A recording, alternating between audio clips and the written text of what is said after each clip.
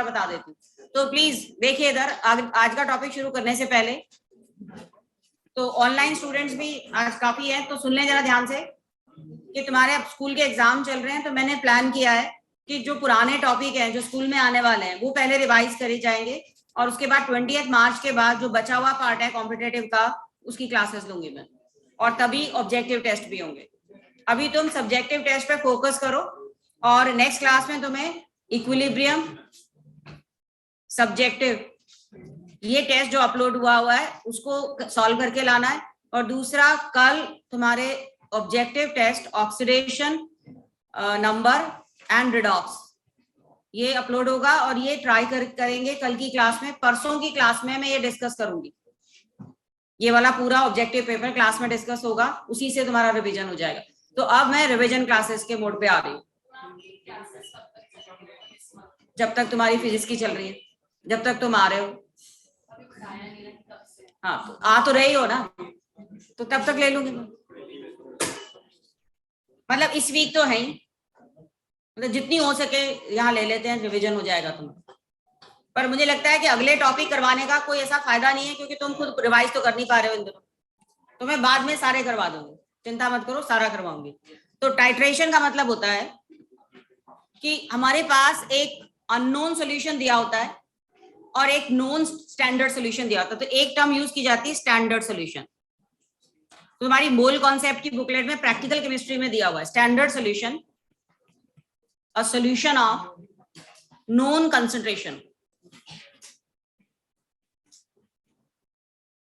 और इसकी हेल्प से हम अननोन सॉल्यूशन की कंसंट्रेशन निकालते हैं। ये तुम्हारा प्रैक्टिकल का पार्ट सारा, इसमें टाइट्रेशन वाला पार्ट समझ में आ जाएगा। ठीक है, अब स्टैंडर्ड सॉल्यूशन हम कौन सा लेना चाहिए? हमें स्टैंडर्ड सॉल्यूशन वो लेना चाहिए जैसे कि हमने कल बनाया और आज भी अगर उसको यूज कर रहे हैं तो उसकी कंसंट्रेशन चेंज ना हो। On standing it should not change, there should not be any change in its concentration, तब वो सॉल्यूशन क्या माना जाएगा? Standard solution, right. जैसे कि केमिनोफोर वगैरह इतने स्ट्रॉन्ग ऑक्सीडाइजिंग एजेंट है कि एटमॉस्फेयर से कुछ भी, जैसे गैसेस, कोई रिड्यूसिंग गैसेस उसके कांटेक्ट में आई तो ये उसको ऑक्सीडाइज कर देगा, यूज हो जाएगा, तो उसकी कंसंट्रेशन चेंज हो जाएगी। ऐसे ही NaOH है, NaOH डेलिक्विसेंट होता है, तो हमने उसका सोल्यूशन बनाया, बट ये कुछ एब्जॉर्ब कर लेगा मॉइस्चर। अगर इसने मॉइस्चर एब्जॉर्ब कर लिया तो जो कंसंट्रेशन हमने सोची थी वो तो चेंज हो जाएगी। इसीलिए ज्यादातर स्टैंडर्ड सॉल्यूशन होते हैं क्रिस्टलाइन सॉलिड, क्योंकि प्योरिटी बहुत होती है उसमें। Crystalline solid compound like oxalic acid, oxalic acid dihydrate, ये एज ए स्टैंडर्ड यूज किया जाता है। इसका मॉलिक्यूलर मास 126 है, क्योंकि जो हाइड्रेटेड कंपाउंड्स होते हैं ना, क्रिस्टलाइन कंपाउंड होते हैं, जब क्रिस्टल सेपरेट होता है it will have high purity. इसीलिए प्योर सॉल्यूशन की कंसंट्रेशन में जो एरर आने के चांसेस कम होते हैं और वो सॉल्यूशन एज इट इज पड़ा रहता है। दूसरा होता है मोहर सॉल्ट। खाली जो फेरस सल्फेट अगर हम लेंगे तो ये फेरिक में ऑक्सीडाइज होता जाएगा, इवन एयर में एक्सपोज होने पर भी ऑक्सीडाइज हो जाता है। लेकिन जब ये मोहर सॉल्ट के साथ सॉल्यूशन में होता है तब इसका ऑक्सीडेशन या हाइड्रोलिसिस दोनों ही नहीं होता। FeSO4 NH4 to SO4.6H2O, तो it is a double salt. इसको यूज करते हैं हम रिडॉक्स टाइट्रेशन में। ऑक्सैलिक एसिड को भी यूज करते हैं रिडॉक्स में भी एंड एसिड बेस्ड टाइट्रेशन में भी।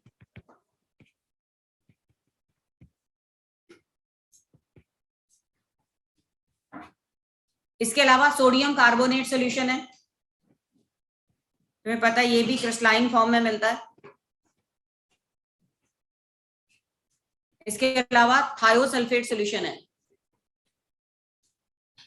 तुम्हारे कोर्स में थायोसल्फेट की टाइट्रेशन नहीं है,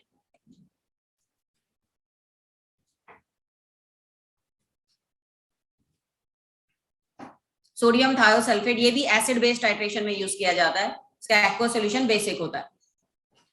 तो स्टैंडर्ड सॉल्यूशन समझ में आया? ये वो सॉल्यूशन जिसकी कंसंट्रेशन नोन है और इसकी हेल्प से हम एक अननोन सॉल्यूशन की कंसंट्रेशन फाइंड करेंगे।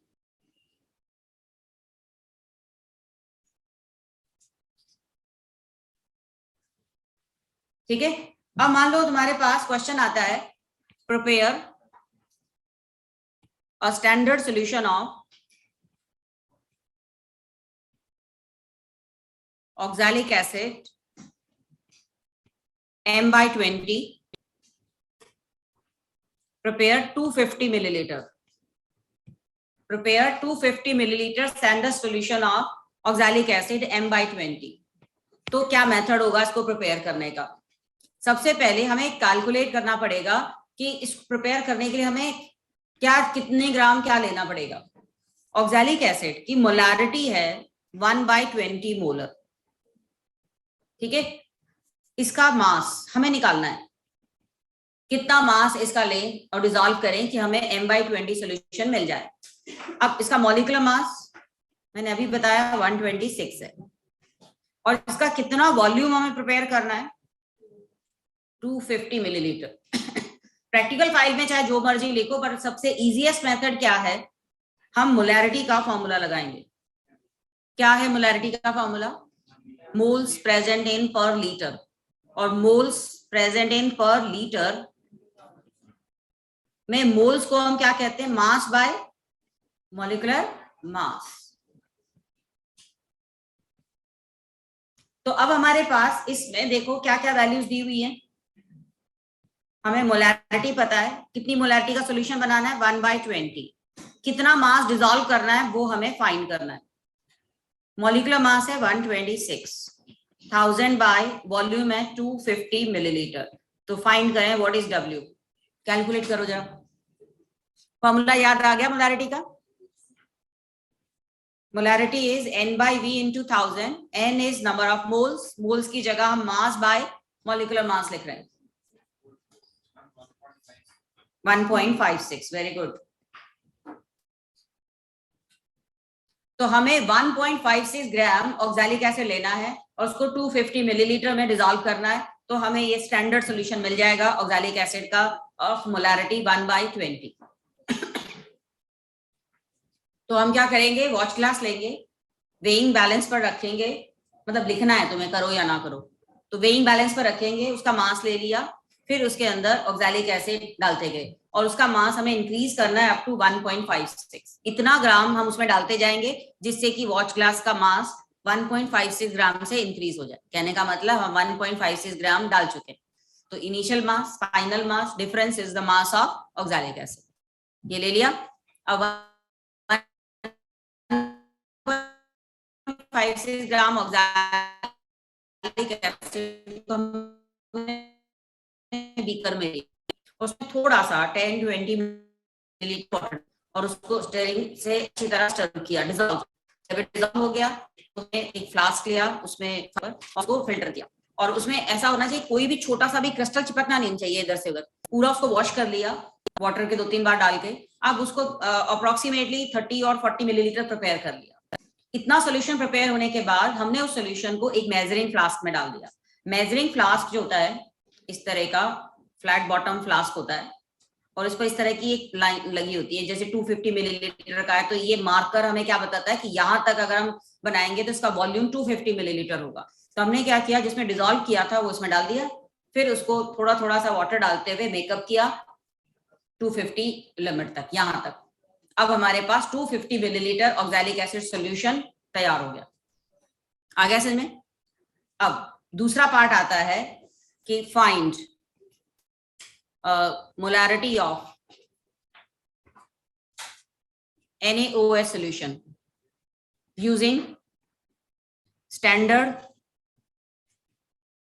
solution of oxalic acid of molarity 1/20 molar. अब हमने स्टैंडर्ड सॉल्यूशन को यूज करना है NaOH की टाइट्रेशन, NaOH की मोलैरिटी फाइंड करने के लिए। पिछला देखना है कुछ? सेकेंड है find molarity of NaOH solution using standard solution of oxalic acid of molecular mass of molarity, 1/20 molar.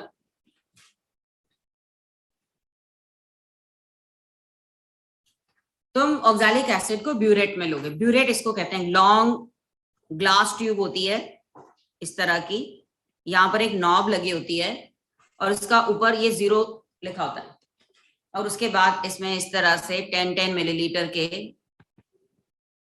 जो ब्लॉक्स होते हैं, जैसे ये यहाँ हो गया 10 मिलीलीटर, देन 20 मिलीलीटर, इस तरह से 50 मिलीलीटर की मान लो ब्यूरेट है, तो 50 मिलीलीटर सोल्यूशन इसमें डाला जा सकता है. अब ये जो ब्यूरेट है, किसी भी ग्लास ट्यूब में जब कोई लिक्विड डालते हैं तो उसका अपर मेनिस्कस इस तरह से होता है, मरकरी वगैरह का दूसरा होता है ऊपर की तरफ, और ज्यादातर एक्वा सोल्यूशन का मेनिस्कस डाउनवर्ड होता है, पता ही है तुम्हें. अब अगर मान लो ऑक्सैलिक एसिड जैसा ट्रांसपेरेंट सोल्यूशन है, कलरलेस सोल्यूशन है, तब इसमें हम मेनिस्कस जब चेक करते हैं तो लोअर मेनिस्कस नजर आ रहा होता है. यहां से रीडिंग नोट करते हैं, मतलब यहां पर फिल करेंगे ना तो ऐसे होगी ये. अगर कलर्ड सोल्यूशन हो तो अपर मेनिस्कस देखा जाता है, जैसे मान लो जैसे केमेनोफोर है, डार्क पर्पल कलर का होता है केमेनोफोर का सोल्यूशन, तो उसमें हमें लोअर मेनिस्कस तो नजर भी नहीं आता पूरी तरह से, तो तब हम ये रीडिंग नोट करते हैं. तो एक कलर्ड सोल्यूशन के लिए, और ये है कलरलेस सॉल्यूशन के लिए. समझ में आया?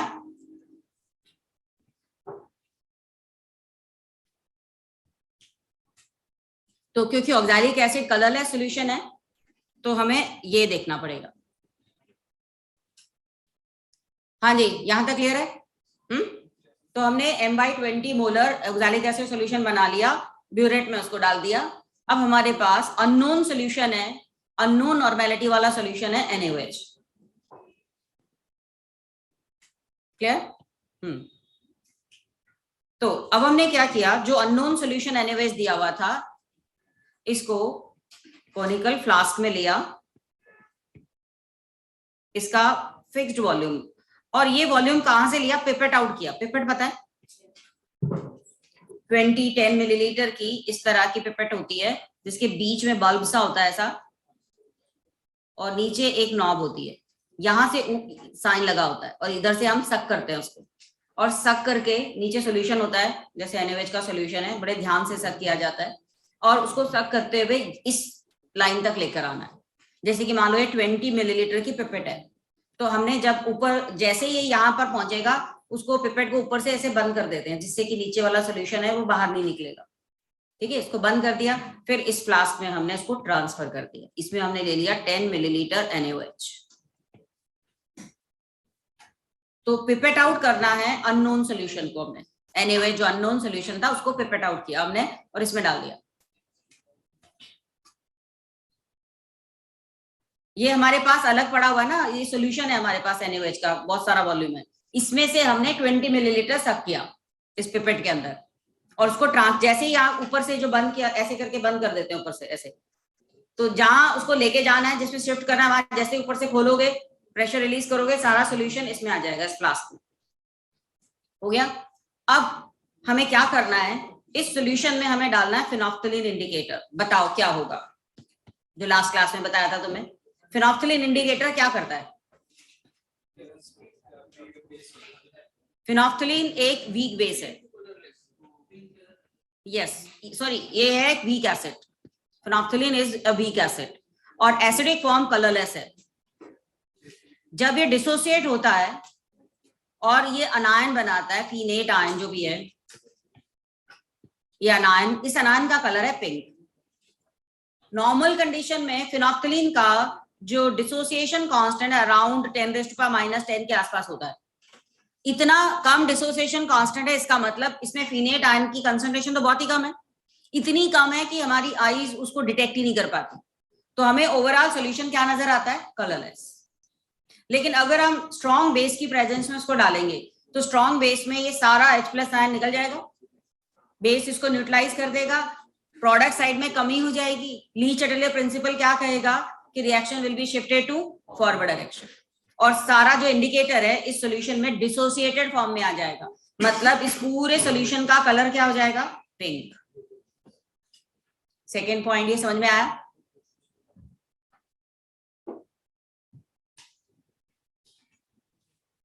हमने ऐड किया फिनोल्फ्थलीन को स्ट्रॉन्ग बेस के अंदर, और स्ट्रॉन्ग बेस में इसका कलर पिंक हो गया, और ये पिंक से कलरलेस तब होगा जब मीडियम क्या हो जाएगा? एसिडिक।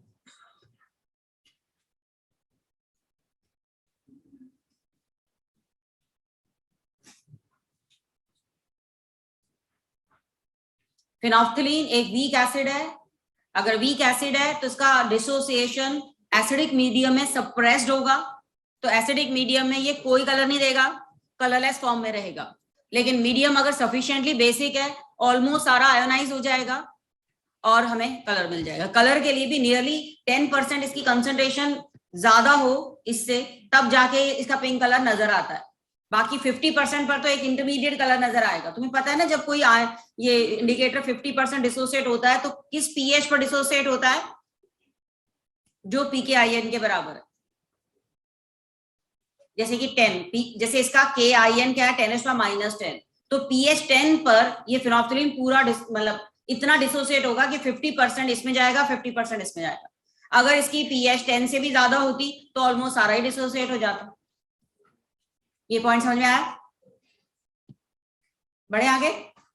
तो हम आते हैं इधर कि अब ये सेटअप कर लिया हमने सारा। अब हमने यहां से ड्रॉप वाइज इसको नॉब को खोल के एसिड डालना शुरू किया।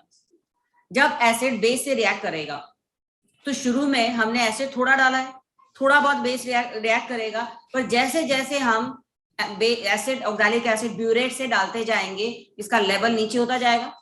मान लो ये लेवल अभी हमने यहां तक पहुंचा, इतना हम डाल चुके हैं और अभी भी इसका कलर पिंक है।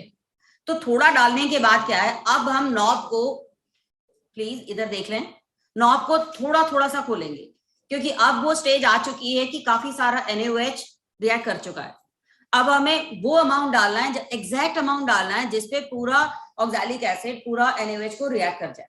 अब हमें पता है किसी भी रिएक्शन में जब ये एसिड बेस के साथ रिएक्ट कर रहा है, 1 mole oxalic acid react with 2 mole of base, क्योंकि ये डाइबेसिक एसिड है।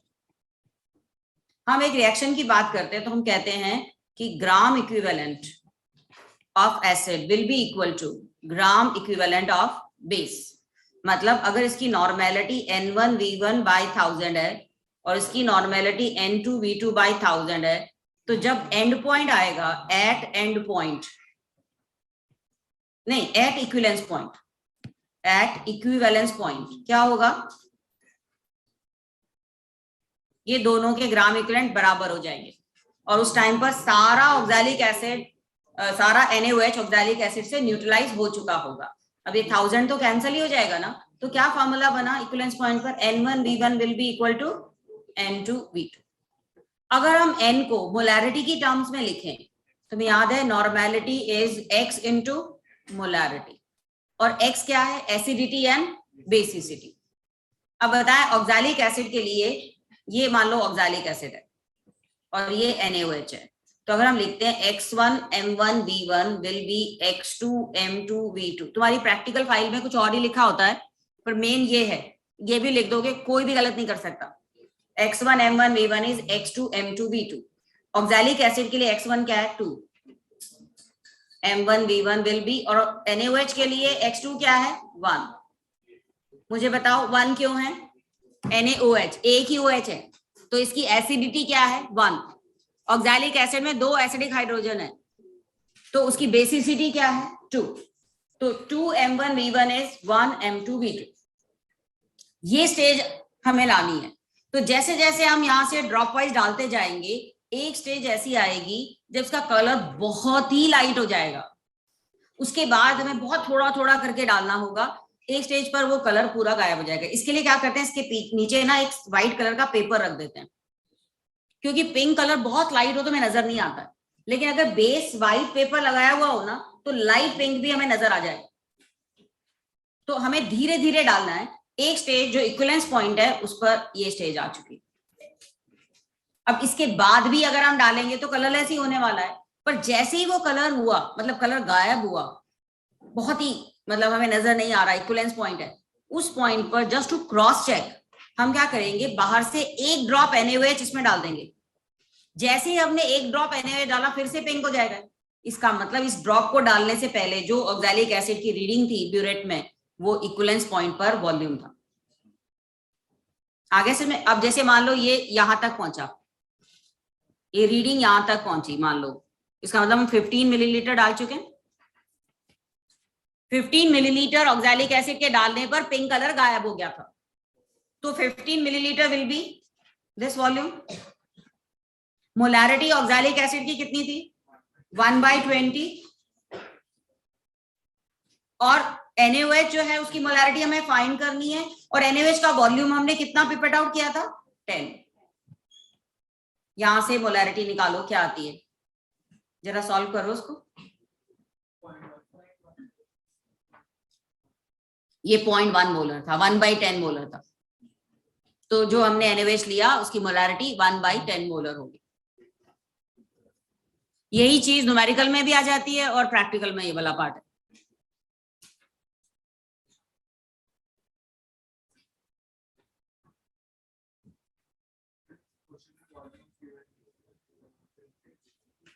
ये वॉल्यूम तुम्हें, NaOH का वॉल्यूम तुम्हें खुद फाइंड करना है कि मैंने 10 मिलीलीटर लेके शुरू किया, जो भी पिपेट तुम्हें दी गई थी, है ना, ब्यूरेट की रीडिंग से तुम्हें पता चल जाएगा। अच्छा, क्रॉस चेक कैसे करते हैं, मान लो तुम्हें वहां बता दिया गया लैब में कि तुम्हें जो दिया हुआ NaOH 1/20 मोलर है, तुम क्या करोगे, यहाँ पर लास्ट में इसको 1/20 मोलर लगा दो। इसका वॉल्यूम तो तुमने लिया ही है पिपेट से 20 मिलीलीटर, इसकी मोलैरिटी पता है, तुम यहां से क्रॉस चेक कर सकते हो कितना वॉल्यूम आना चाहिए हमारी रीडिंग यहाँ पर। मुझे बताओ, क्रॉस चेक करने का तरीका पता चला। मान लो किसी तरह से इधर उधर से तुम्हें पता चल गया कि NaOH 1/20 मोलर तुम्हें दिया गया है, तो रीडिंग तो लिखनी पड़ेगी ना। तो रीडिंग कैसे पता लगाओगे, गलत है ये बताना वैसे, पर मैं बता रही हूँ तुम्हें कि अगर रीडिंग का पता लगाना हो बिना प्रैक्टिकल किए, तो फिर ये तरीका था कि तुम यहाँ पर वॉल्यूम 20 मिलीलीटर जो पिपेट से लिया है, ये ना हो कि तुम्हारी लैब में 10 मिलीलीटर की या 20 मिलीलीटर की पिपेट है ही नहीं और तुम यहाँ 20 मिलीलीटर लिख रहे हो। तो थोड़ा सा कॉमन सेंस लगाना पड़ेगा ना कि लैब में जो पिपेट है वो 10 वाली है या 20 वाली। तो ये अगर 20 वाली है तो ये 20 मिलीलीटर लगा दो, ठीक है। और ये जो वॉल्यूम था, ये मोलैरिटी तुम्हें बता ही दी है किसी ने कि ये 1/10 है और ये 20 है, तो ये मोलैरिटी 1/20 पहले ही थी। इसका मतलब ऑक्सैलिक एसिड का वॉल्यूम इस टाइट्रेशन में कितना आने वाला है पता चल गया। तो ये क्रॉस चेक करने का तरीका, क्योंकि ये प्रैक्टिकल 12th में भी है। यहां तक समझ में आया, ठीक है। अब अगर हम मिथाइल ऑरेंज इंडिकेटर ले रहे होते, इसको रब कर दूं, समझ में आ गया नहीं? अगर इसी टाइट्रेशन में मिथाइल ऑरेंज इंडिकेटर लिया जाता तो वो इतना सूटेबल नहीं होता। क्यों नहीं होता? नहीं, मिथाइल ऑरेंज में क्या प्रॉब्लम है, बफर तो अभी भी है। मिथाइल ऑरेंज इंडिकेटर, प्लीज सुन ले जरा ध्यान से, मिथाइल ऑरेंज एक वीक बेस है। जब ये डिसोसिएट होके इसका कलर होता है पेल येलो ऑरेंज, और जब ये डिसोसिएट होता है इसका कलर पिंक हो जाता है। पर ये सफिशिएंटली डिसोसिएट कब होगा, जब OH आयन बाहर निकलेंगे। मतलब उसके लिए मीडियम क्या होना चाहिए, sufficiently acidic. Sufficiently acidic. Basic medium में तो ये अनडिसोसिएटेड रहेगा। बेसिक मीडियम में OH इतने हैं कि ये इक्विलिब्रियम ऑलमोस्ट कहाँ है, बैकवर्ड डायरेक्शन में शिफ्टेड है। तो अगर हमने यहाँ मिथाइल ऑरेंज डाला तो ये येलो ऑरेंज ही होगा। अब तुमने ब्यूरेट से ऑक्सैलिक एसिड डालना शुरू किया, आ गई वो stage, gram equivalent of oxalic acid will be equal to gram equivalent of NaOH। But oxalic acid एक वीक एसिड है। अगर हम एक ड्रॉप भी और ऑक्सैलिक एसिड डालेंगे तो इस एक ड्रॉप से ये येलो से पिंक नहीं होने वाला। क्यों? क्योंकि अब यहां पर सोडियम ऑक्सिलेट है पहली चीज, और ऊपर से हम ऑक्सैलिक एसिड डाल रहे हैं। ऑक्सैलिक एसिड का dissociation common ion oxalate ion की वजह से वैसे ही सप्रेस्ड हो चुका है। तो ऑक्सैलिक एसिड ऑर्गेनिक एसिड है, बहुत स्ट्रॉन्ग एसिड में नहीं है, तो एंड पॉइंट के बाद अगर हमने 1-2 ड्रॉप ऑक्सैलिक एसिड डाल भी दिया, उसका कलर नहीं होने वाला ऑरेंज, जब तक कि हम काफी 1-2-3 मिलीलीटर ऑक्सैलिक एसिड ना डाल दें। तो इसका मतलब जो ये हमारी टाइट्रेशन का फॉर्मूला है X1M1V1 इज X2M2V2, ये V1 जो वॉल्यूम था ये तो इक्विवेलेंस पॉइंट का वॉल्यूम था, जबकि हमें तो इक्विवेलेंस पॉइंट का पता ही नहीं चला, क्योंकि इक्विवेलेंस पॉइंट और एंड पॉइंट के वॉल्यूम में बहुत डिफरेंस आ गया। क्यों डिफरेंस आ गया? क्योंकि हम यहाँ से ऑक्सैलिक एसिड डालते जा रहे हैं, मीडियम सफिशिएंटली एसिडिक हुआ ही नहीं है कि वो मिल पाता, क्योंकि ऑक्सैलिक एसिड एक वीक एसिड, ऊपर से ऑक्सलेट आयन सॉल्यूशन में पड़े हुए हैं, वो उसको डिसोसिएशन को रोक देंगे, H+ आयन होगा ही नहीं, तो ऑक्सैलिक एसिड का कलर ऑरेंज आएगा काफी सारा एसिड डालने के बाद। तो हमारी टाइट्रेशन रॉन्ग हो गई, एंड पॉइंट और इक्विवेलेंस पॉइंट में डिफरेंस आ गया। एंड पॉइंट वो जब कलर चेंज हुआ, इक्विवेलेंस पॉइंट वो जब gram equivalent of 1 will be equal to gram equivalent of 2। अगर यहाँ ऑक्सैलिक एसिड की जगह HCl होता, ऑक्सैलिक एसिड की जगह HCl होता, एंड पॉइंट खत्म होता, जैसे इक्विवेलेंस पॉइंट खत्म होता, उसके बाद एक ड्रॉप भी HCl की डालते तो मीडियम इतना एसिडिक हो जाता कि मिथाइल ऑरेंज का कलर क्या हो जाता? पिंक। वो होता सही टाइट्रेशन। तो इस टाइट्रेशन में कौन सा इंडिकेटर सुटेबल था? फिनोफ्थलीन इंडिकेटर, क्योंकि फिनोफ्थलीन के लिए तो बस क्या चाहिए? बेस स्ट्रांग होना चाहिए, वो बेस हमने स्ट्रांग ले लिया, राइट। अगली टाइट्रेशन है titration of NaOH with HCl। तो हमें दिया हुआ है HCl सॉल्यूशन 1/10 मोलर, ये स्टैंडर्ड सॉल्यूशन था। To find pH of to find strength of sodium carbonate solution। ये मोल कॉन्सेप्ट, इक्विलिब्रियम, प्रैक्टिकल सबका कंबाइंड है जो अभी बता रही हूँ, और कंपटीशन में भी आता है इसमें से, ऐसी बात नहीं। HCl solution 1/10 molar standard solution है। It is used to find strength of sodium carbonate solution। मैं दोनों की बताऊंगी। सोडियम कार्बोनेट सोल्यूशन है, एक बार NaOH सोल्यूशन के लिए करना है, दूसरी बार सोडियम कार्बोनेट सोल्यूशन के लिए। पहले मैं NaOH सोल्यूशन के लिए बता देती हूँ।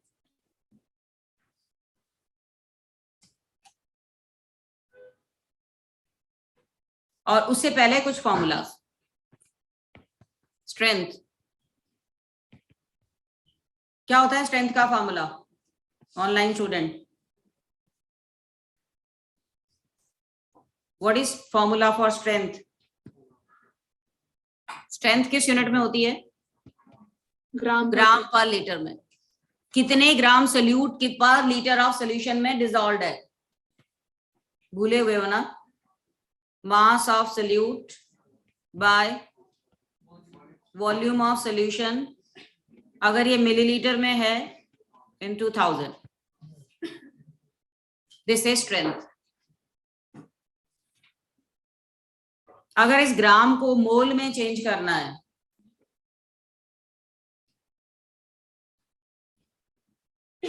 अगर हमें ग्राम को मोल में चेंज करना है, तो स्ट्रेंथ को अगर हम डिवाइड कर दें मॉलिक्यूलर मास से, तो ये क्या आ जाएगा? Unit moles per litre. ये ग्राम्स पर लीटर है ना, ग्राम को मॉलिक्यूलर मास से डिवाइड कर दें तो मोल्स पर लीटर मतलब क्या आ जाएगी? मोलैरिटी। दूसरा फॉर्मूला ये है, मोलैरिटी और स्ट्रेंथ का रिलेशन।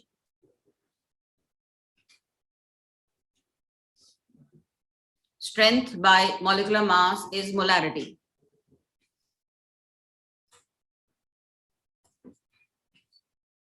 अभी अभी किया हमने, mass by molecular mass into 1000 by V volume किया नहीं? तो ये सारी चीज क्या है? स्ट्रेंथ है ना।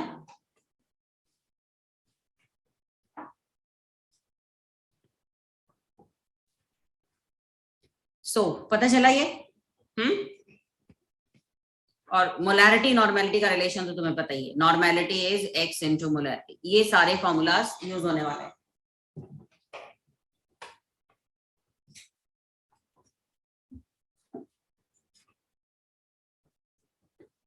याद आ गया? लॉजिकली सोच के करो, स्ट्रेंथ ग्राम पर लीटर में, मोलैरिटी मोल्स पर लीटर में, तो ग्राम को मोल्स में चेंज करने के लिए हम डिवाइड कर देते हैं किससे? मॉलिक्यूलर मास से।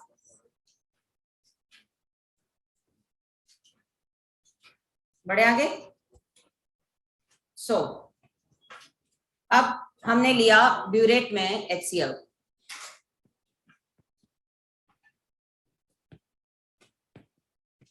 कौन सी नॉर्मेलिटी थी, मोलैरिटी थी 10, 1/10 नॉर्मल मोलर, एक ही बात है।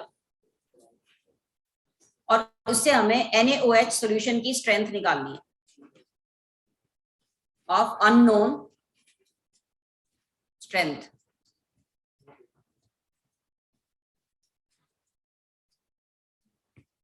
हम क्या करेंगे, पिपेट आउट करेंगे NaOH का सॉल्यूशन, और पिपेट मान लो 20 मिलीलीटर की थी, 20 मिलीलीटर NaOH हमने पिपेट आउट कर लिया, और इसकी मोलैरिटी हमें नहीं पता, पहले इसकी मोलैरिटी निकालेंगे फिर इसकी स्ट्रेंथ निकाल सकते हैं, क्योंकि अभी अभी हमने किया है। स्ट्रेंथ और मोलैरिटी में क्या रिलेशन है? Strength will be molarity into molecular mass, तो हमें फाइंड करनी है मोलैरिटी। तो अब हम NaOH में डाल रहे हैं फिनोल्फ्थालीन इंडिकेटर। बताओ इस सॉल्यूशन का कलर क्या होने वाला है? पिंक। और HCl हम ऊपर से ड्रॉप वाइज डालना शुरू करेंगे। एक स्टेज जब इसके HCl के ग्राम इक्विवेलेंट, इवन मोल्स भी, क्योंकि इन दोनों का एक्स फैक्टर 1 है, जब दोनों के मोल्स बराबर हो जाएंगे वो होगा हमारा एंड पॉइंट, मतलब M1V1 will be equal to M2V2। हमारा HCl है 1/10 मोलर, NaOH हमने लिया है 20 मिलीलीटर, जिसकी मोलैरिटी हमें फाइंड करनी थी। अब हमें यहाँ एक चीज क्या फाइंड करनी पड़ेगी, volume of HCl used to get the end point. अब यहाँ से हम HCl डालना शुरू किया हमने, मान लीजिए 10, ये 20 इस तरह से था, और हमारा मेनिस्कस जब यहाँ पहुंचा तो ये कलरलेस हो गया। तो इस टाइट्रेशन में हमें पिंक टू कलरलेस ये लेकर आना है, और क्रॉस चेक करने का तरीका क्या है, जिस स्टेज को तुमने कलरलेस माना उस पे NaOH की एक ड्रॉप डाल दो, अगर वो एक ड्रॉप डालते ही उसका वापस पिंक कलर आ गया ना, इसका मतलब हमने ठीक टाइट्रेशन की थी। तो सपोज ये 20 मिलीलीटर हमने यहाँ HCl ब्यूरेट की रीडिंग आई और वो यहाँ पर वैल्यू लगा दी, तो बताइए M2 क्या हुआ? 1/10। तो जो NaOH सॉल्यूशन था उसकी मोलैरिटी 1/10 हो गई। तो स्ट्रेंथ कितनी हुई? मोलैरिटी 1/10 है, और NaOH का मॉलिक्यूलर मास होता है 40, तो स्ट्रेंथ क्या हुई? 4 ग्राम पर litre.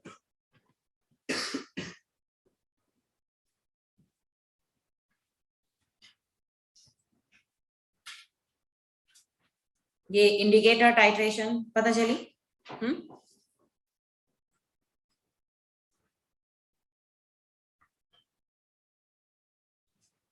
Strong acid strong base की टाइट्रेशन में हमारे पास इंडिकेटर की वाइड रेंज है।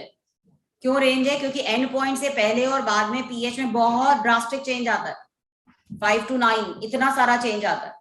तो हम यहाँ कोई भी इंडिकेटर यूज कर सकते थे, जैसे कि अब हम, ये क्लियर हो गया सबको? इधर जरा इसको समझ लो, दोबारा मौका नहीं मिलना। हाँ, तो अब यहाँ पर फिनोल्फ्थालीन की जगह मिथाइल ऑरेंज डाल रहे थे, तो क्या ऑब्जर्वेशन होती? अगर हम मिथाइल ऑरेंज डाल रहे हैं तो ये सॉल्यूशन क्या हो जाएगा? Pale yellow orange.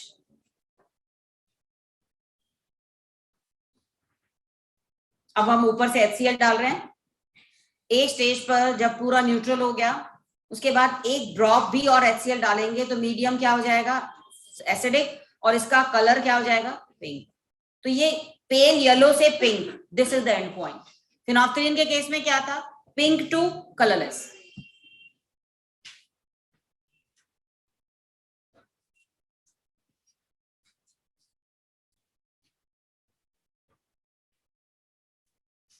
ईशान, इसमें इक्विवेलेंस पॉइंट पर जो पेल येलो कलर है, पेल जो येलो ऑरेंज कलर है, हल्का सा लाइट हो जाएगा, पर एग्जैक्ट नहीं पता चलेगा। एग्जैक्ट तो पता चलेगा जब मीडियम सफिशिएंटली एसिडिक होगा। मतलब उस एक ड्रॉप को डालने से पहले वाली स्टेज थी इक्विवेलेंस पॉइंट।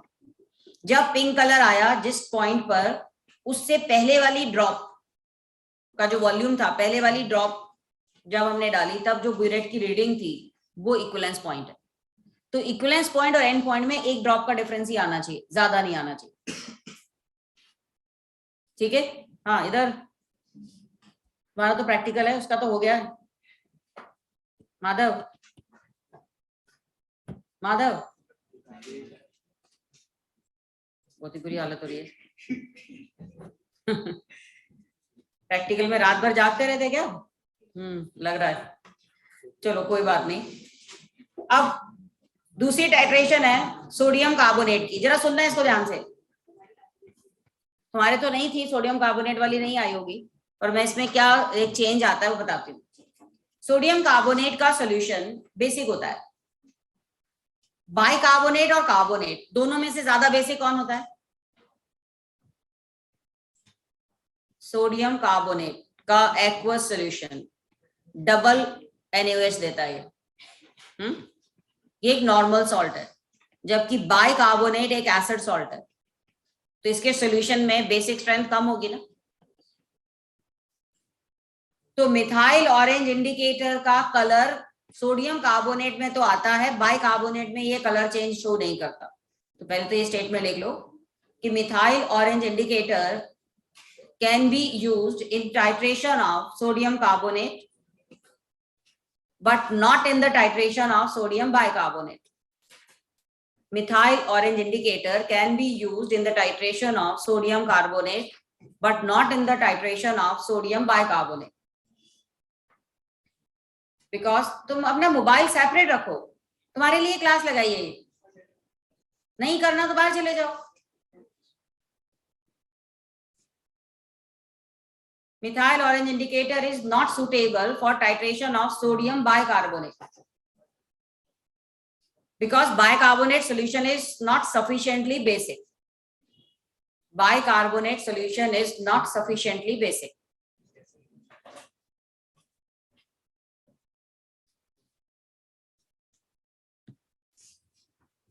अब जो मैंने बोला कि इसको मिथाइल ऑरेंज को हम सोडियम कार्बोनेट, सॉरी मैंने क्या स्टेटमेंट लिखवाई थी?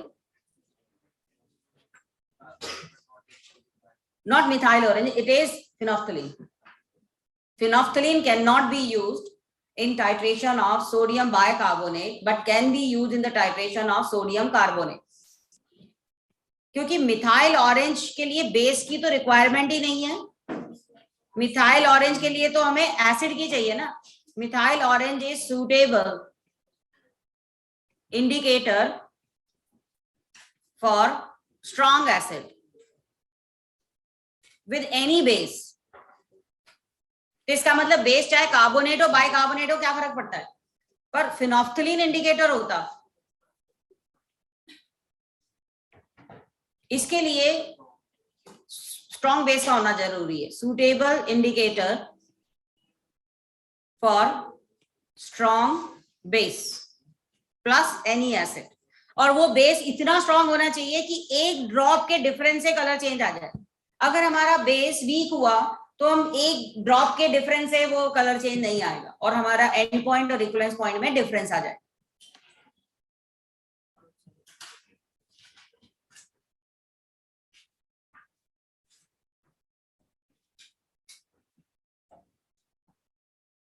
तुम्हारे कोर्स में वैसे सोडियम कार्बोनेट की टाइट्रेशन है +1 के भी। आई डोंट नो तुम्हें करवाई या नहीं करवाई, पर ये कोर्स में तो है। प्रैक्टिकल फाइल में तो लिखी हुई है।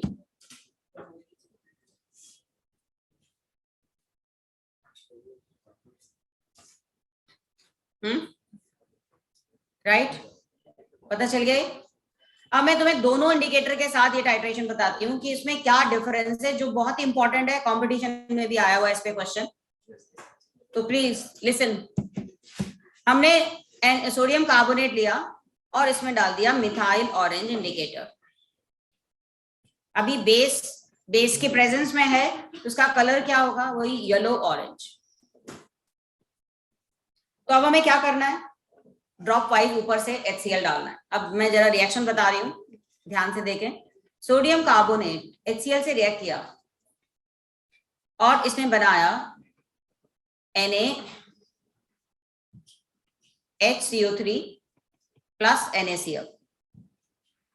फिर हमने NaHCO3, अभी तक NaHCO3 बना तो भी इसका कलर तो यही येलो ऑरेंज ही होने वाला है, स्टिल मीडियम इज बेसिक, और HCl डालते गए और अब ये आ गया NaCl प्लस H2CO3।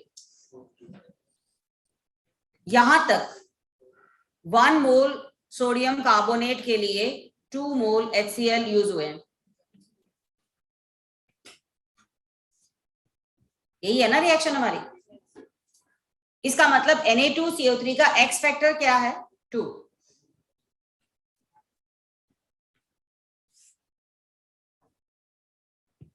यही है।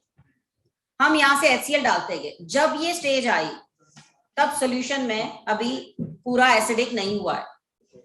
जैसे ही इक्विवेलेंस पॉइंट के बाद हमने एक ड्रॉप भी HCl डाल दिया, HCl इतना स्ट्रॉन्ग एसिड है कि मिथाइल ऑरेंज का कलर ऑरेंज से क्या हो जाएगा, पिंक।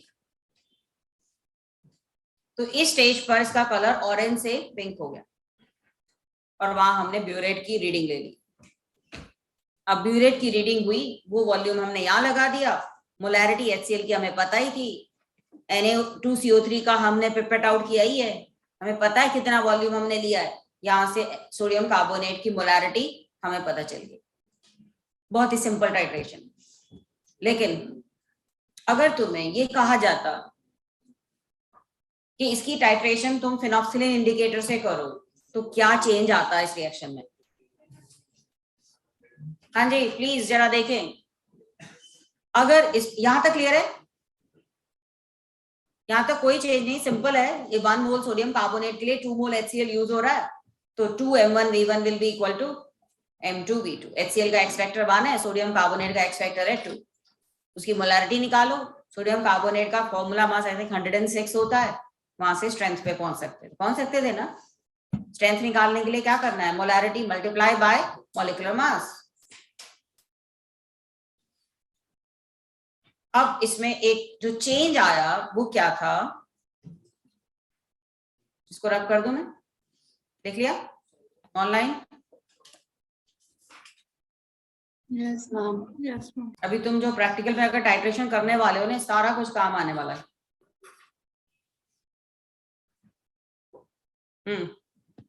चलिए इधर इधर।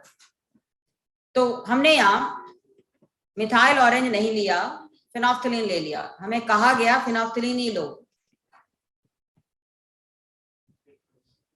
अब सोडियम कार्बोनेट के साथ फिनॉक्सिलिन ने पिंक कलर दे दिया, रिएक्शन स्टार्ट हुई। जैसे ही अभी यहां तक पहुंची ना, इसका पिंक कलर गायब हो गया, क्योंकि बाइकार्बोनेट के साथ फिनॉक्सिलिन पिंक कलर नहीं देता।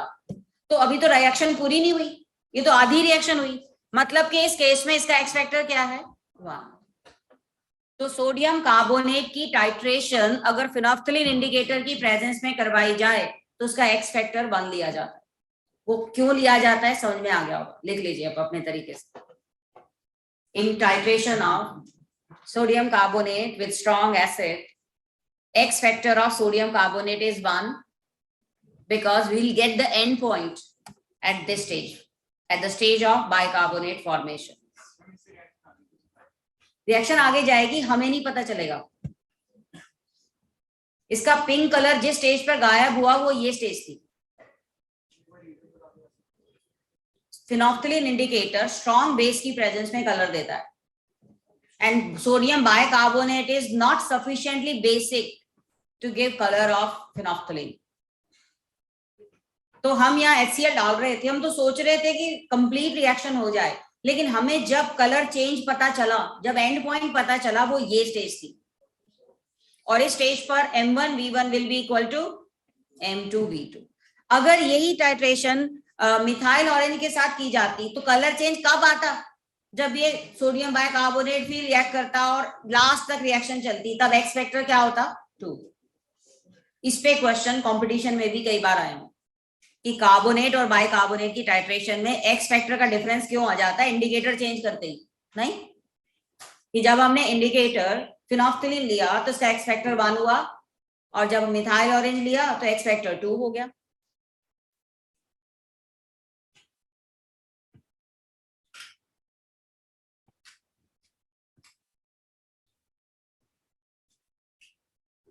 कई बार ऐसे भी कहा जाता है कि अब ये कलरलेस आ गया ना, अब इसमें दोबारा से मिथाइल ऑरेंज डाल दिया, मतलब पहली टाइट्रेशन होने के बाद इसमें डबल इंडिकेटर डाल रहे हैं। जब हम दोबारा मिथाइल ऑरेंज डालेंगे इसमें, उसका कलर क्या होगा?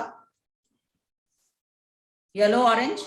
फिर हम दोबारा HCl डालना शुरू करेंगे और तब तक डालते जाएंगे जब तक इसका कलर वापस से क्या नहीं हो जाए, पिंक। तो इस बार जो HCl यूज हुआ वो इसके अगेंस्ट यूज हुआ। समझ में आ रहा है? ये डबल टाइट्रेशन होती है कि पहली टाइट्रेशन मिथाइल ऑरेंज के साथ अगर हम करवाते हैं तो रिएक्शन यहां तक जितना वॉल्यूम HCl का यूज होगा वो बताएगा। अगर हमने उसी मिक्सचर में थोड़ा सा मिथाइल ऑरेंज और डाल दिया और फिर दोबारा रिपीट की वो टाइट्रेशन उसी मिक्सचर के साथ, तो सेकेंड टाइम पर ये HCl है, जितना HCl यूज हुआ उतना ही उसमें सोडियम बाइकार्बोनेट था, जितना सोडियम बाइकार्बोनेट बना उतना ही ओरिजिनल सॉल्यूशन में सोडियम कार्बोनेट। तो ये आगे न्यूमेरिकल की बात है, अभी प्रैक्टिकल में तो यही दिया जाएगा। प्रैक्टिकल में तुम्हें क्या याद रखना है कि मिथाइल ऑरेंज लेंगे तो इसका एक्स फैक्टर 2 होगा, फिनोल्फथालीन लेंगे तो इसका एक्स फैक्टर 1 होगा। रीजन तुम्हें समझ में आ गया होगा।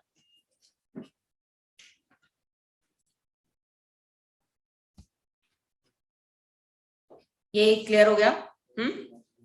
ये सारी जितनी भी अब तक मैंने बताई ये टाइट्रेशन थी एसिड बेस टाइट्रेशन, जिसमें एक एसिड और एक बेस लिया। अगर तुम्हें ओरिजिनली सोडियम बाइकार्बोनेट सॉल्यूशन दिया होता तो तुम कौन सा इंडिकेटर लेते? Methyl orange. फिनोल्फथालीन तो ले नहीं सकते थे क्योंकि वो टाइट्रेट ही नहीं होगा इसकी प्रेजेंस में।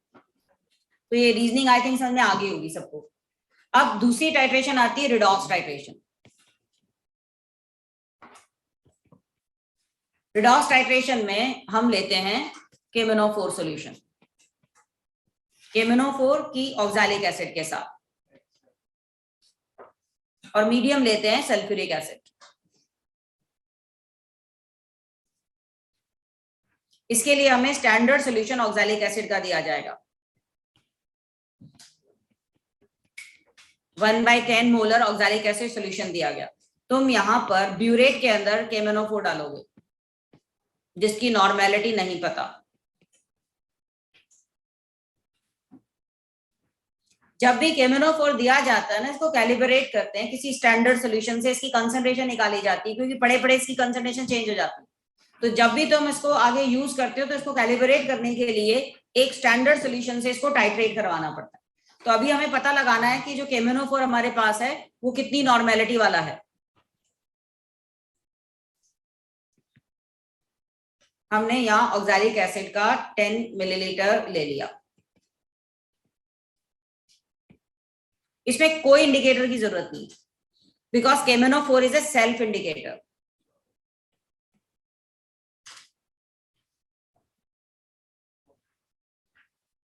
ये सेल्फ इंडिकेटर है। जब ये रिएक्ट करता है, अब ये रिएक्शन तुम्हारे कोर्स में है, KMnO4 ऑक्सैलिक एसिड से जब रिएक्ट करेगा ना, तुम इसमें आयनिक इक्वेशन पहले लिखोगे। आयनिक इक्वेशन मतलब जैसे MnO4 है एसिडिक मीडियम में, Mn+2 में जाता है, दैट यू शुड नो, और 5 इलेक्ट्रॉन गेन करता है। +7 से +2 स्टेट में जाने के लिए इट विल गेन 5 इलेक्ट्रॉन, और साथ में ये 4 ऑक्सीजन है,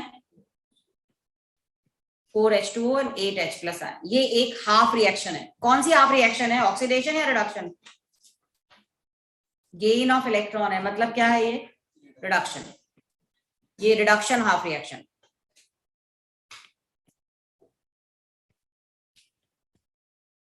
दूसरा है ऑक्सैलिक एसिड। इसका ऑक्सिलेट आयन जो है वो रिड्यूसिंग एजेंट है, और ये चेंज होगा CO2 में, लूज करेगा 2 इलेक्ट्रॉन,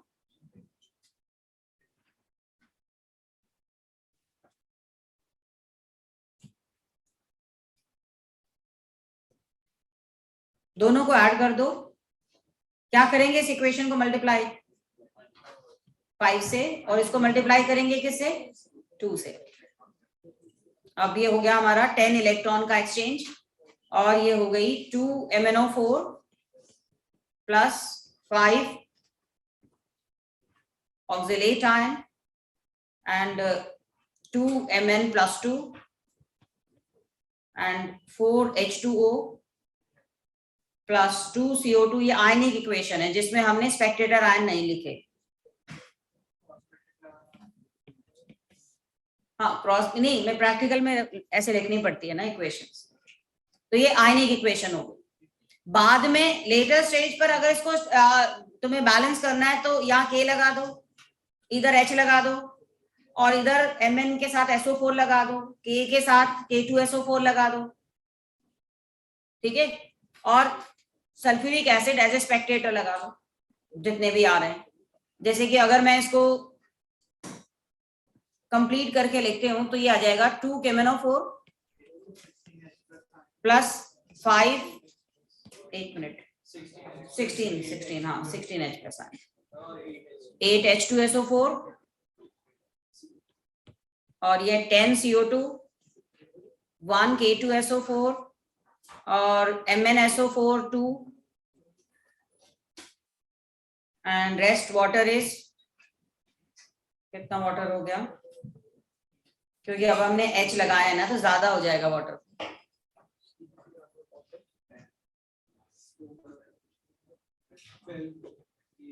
नहीं 16, क्योंकि तुमने यहाँ 10H प्लस एन ऐड कर दिया ना,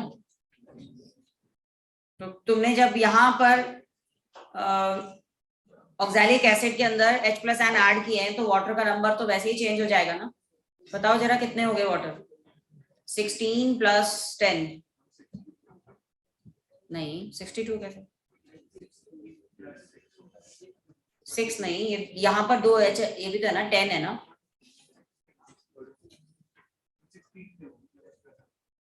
पहले 16 थे तब ये 4 था, 4 भी नहीं था, एक मिनट 8 था सॉरी। हाँ तो अब कितने और आ जाएंगे,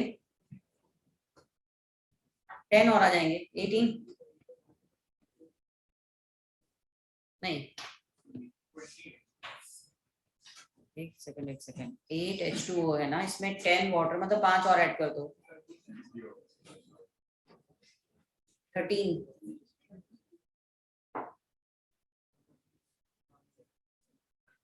एक मिनट इधर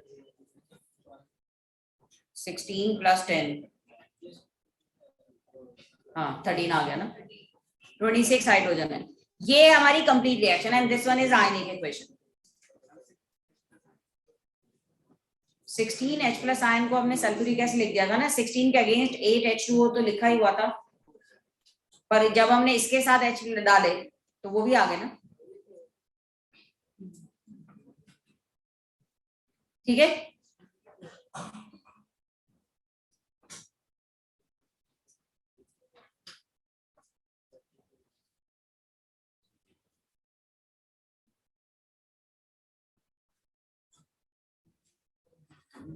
तो चले, ये तो हो गई। हाँ किसी से भी कर सकते हो, ठीक है। अब यहाँ टाइट्रेशन में क्या होगा, इधर देखो, ये कर लेना बाद में। ये टाइट्रेशन में क्या होगा, हम यहाँ से ऑक्सैलिक एसिड में KMnO4 डालते जाएंगे। अब KMnO4 ऑक्सैलेट आयन से रिएक्ट करेगा, but listen, oxalic acid organic acid है, पूरा डिसोसिएट नहीं। और दूसरा इसमें सल्फ्यूरिक एसिड डालेंगे, एक टेस्ट ट्यूब लेंगे या फ्लास्क जो भी है, हाँ फ्लास्क लिया हमने और इसमें डाला ऑक्सैलिक एसिड, हमने डाला ये 10 मिलीलीटर, पेपेट आउट किया, प्लस थोड़ा सा सल्फ्यूरिक एसिड, एक टेस्ट ट्यूब सल्फ्यूरिक एसिड डाल दिया इसमें, क्योंकि एसिडिक मीडियम में रिएक्शन होनी है। अब एक वीक एसिड ऊपर से H plus ion, weak acid का डिसोसिएशन सप्रेस्ड है। तो ये पॉइंट जरा ध्यान से सुन लो कि इसकी टाइट्रेशन में इस फ्लास्क को थोड़ा सा हीट किया जाता है बिफोर टाइट्रेशन, बाय, ताकि ऑक्सैलिक एसिड का डिसोसिएशन इंक्रीज किया जा सके, क्योंकि वो सल्फ्यूरिक एसिड की प्रेजेंस में वीक एसिड होने की वजह से पूरी तरह डिसोसिएटेड नहीं है।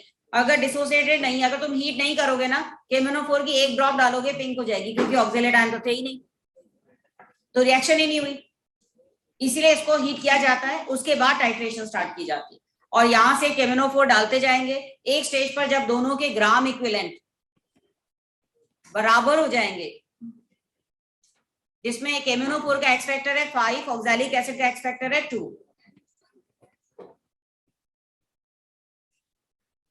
एक स्टेज पर जब दोनों के ग्राम इक्विवेलेंट बराबर हो जाएंगे, सॉल्यूशन कलरलेस है, उसके बाद एक ड्रॉप भी KMnO4 डालोगे तो उसका पिंक कलर आ जाए।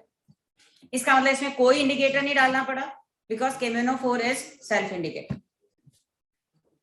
ये है रिडॉक्स टाइट्रेशन। समझ में आया? एसिड बेस्ड टाइट्रेशन में तुम्हें इंडिकेटर डालने की जरूरत पड़ती है, इसमें इंडिकेटर डालने की जरूरत नहीं पड़ती।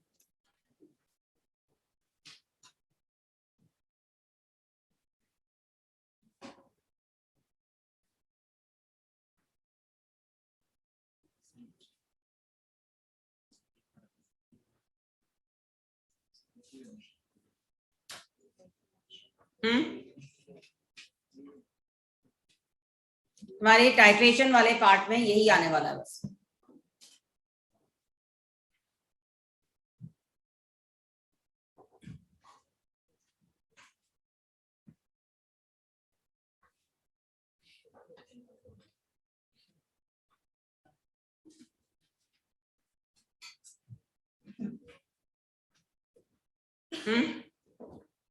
अब थोड़ा सा कंसंट्रेशन वाले क्वेश्चंस कर लेते हैं। नॉर्मेलिटी का formula gram equivalent of solute by volume into 1000, यही है। और ग्राम इक्विवेलेंट को मोल्स की टर्म्स में कैसे लिखते हैं हम? x into moles. इसीलिए तो ये पूरी टर्म मोलैरिटी है।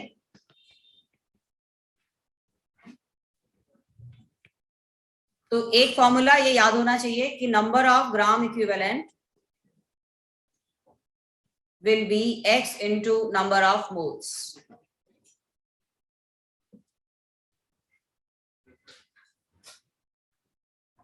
अब मुझे बताओ, एल्यूमिनियम सल्फेट का सॉल्यूशन है, what is x? Aluminium sulphate के सॉल्यूशन में उसके मोल्स और ग्राम इक्विवेलेंट में क्या रिलेशन है? 3 होगा। क्या चार्ज है टोटल, पॉजिटिव या नेगेटिव चार्ज? 6 नहीं है? 2 एल्यूमिनियम और 3 सल्फेट। सॉल्ट में हम क्या देखते हैं? टोटल चार्ज, तो x विल बी 6।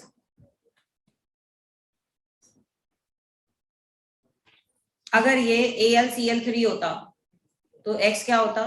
3। अगर ये सोडियम कार्बोनेट होता तो x क्या होता? 2। अगर कहीं लिखा होता कि सोडियम कार्बोनेट, इंडिकेटर लिखा होता कौन सा? फिनोल्फ्थलीन,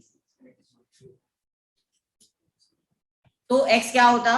1, specially in this case. Otherwise हम क्या लेंगे? 2।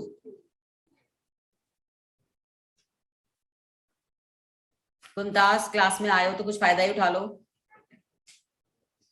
काम का है ये।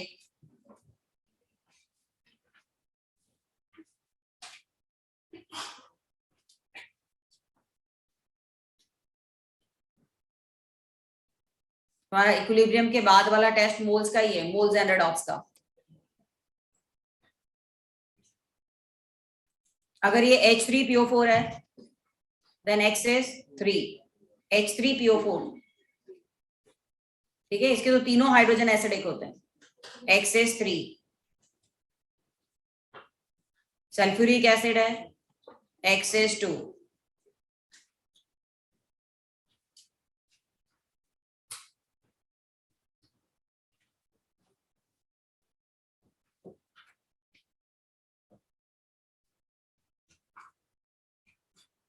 क्योंकि इसमें तुम्हें मिस्टेक होती है तुमसे x को फाइंड करने में।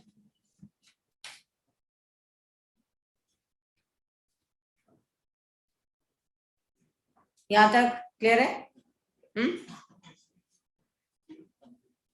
ठीक है, बताती हूँ मैं भी।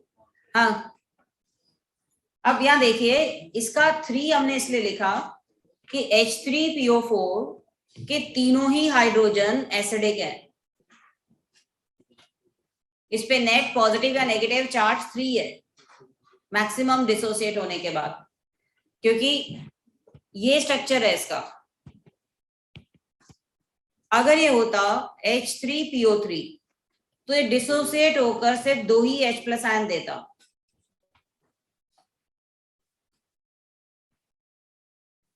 क्योंकि इसका एक हाइड्रोजन एसिडिक नहीं है, तो इसका एक्स फैक्टर मैक्सिमम 2 ही होगा। माधव लिख लो।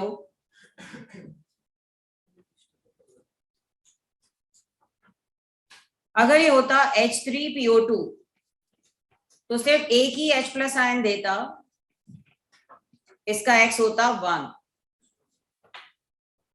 बाकी सारे एसिड में जितने हाइड्रोजन उतनी ही उसकी एक्स फैक्टर होता है, exception is oxy acids of phosphorus. वहां सारे हाइड्रोजन सारे एसिडिक नहीं होते, तो ये याद ही करना पड़ेगा। ये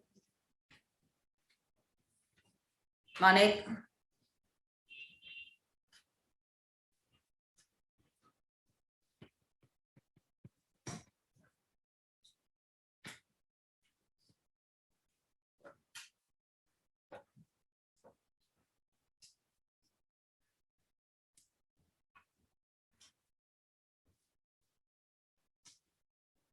ये नॉर्मेलिटी का क्लियर हुआ।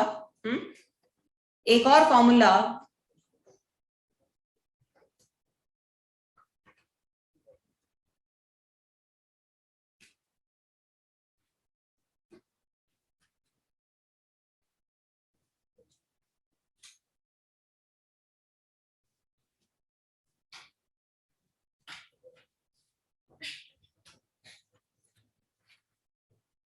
तो एक्स फैक्टर पता चल गया, एसिड बेस सॉल्ट।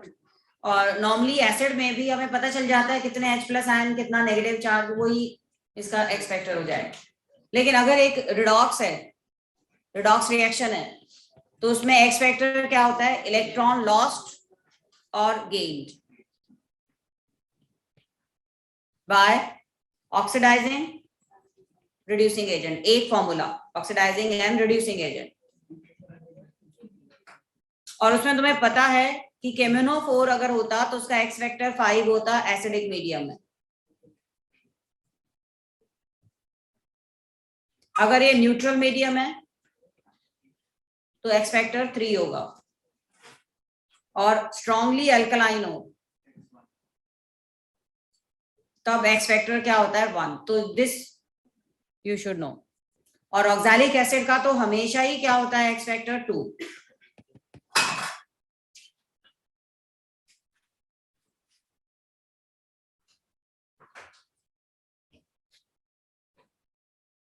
और डाइक्रोमेट के लिए सिर्फ एसिडिक मीडियम में ये यूज होता है और उसका एक्स फैक्टर होता है 6। सिर्फ अभी के लिए यही 2-3 याद रख लो।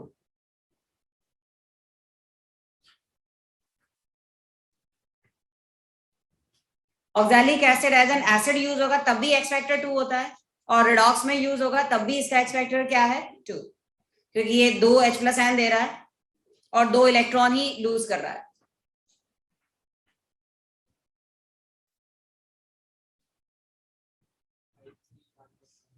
ये मीडियम के हिसाब से, अगर ये एसिडिक मीडियम में है तो ये चेंज होता है Mn+2 में, अगर ये न्यूट्रल मीडियम है तो ये चेंज होता है MnO2 में, और अगर ये स्ट्रांगली अल्कलाइन मीडियम है तो ये चेंज होता है MnO4-2 में। तो मीडियम के हिसाब से इसका चेंज किस में हो रहा है, अलग अलग चीजों में ना, इसलिए इसका एक्स फैक्टर भी डिफरेंट है।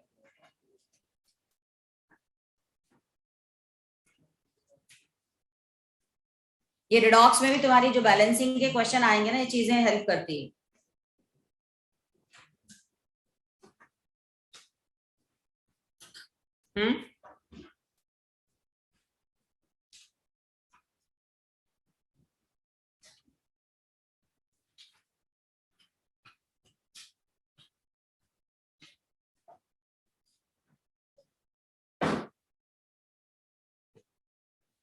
मोल फ्रैक्शन का फॉर्मूला तुम सबको पता है, moles of that by total number of moles. Mass fraction का मतलब ही होता है mass of that by total mass.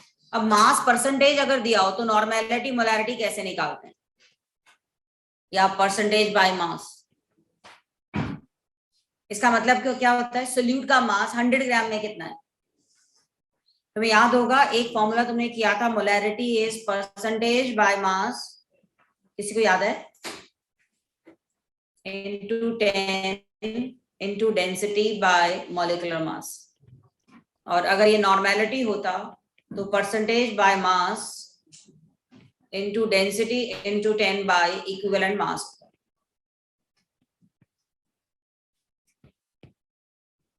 एक बार ये फॉर्मूला कैसे आया बताऊं कि याद है? हाँ याद है, नहीं याद, किस किस को याद है, इधर नहीं याद ना, फॉर्मूला याद नहीं है तो कैसे करेंगे वो भी बता देती हूँ।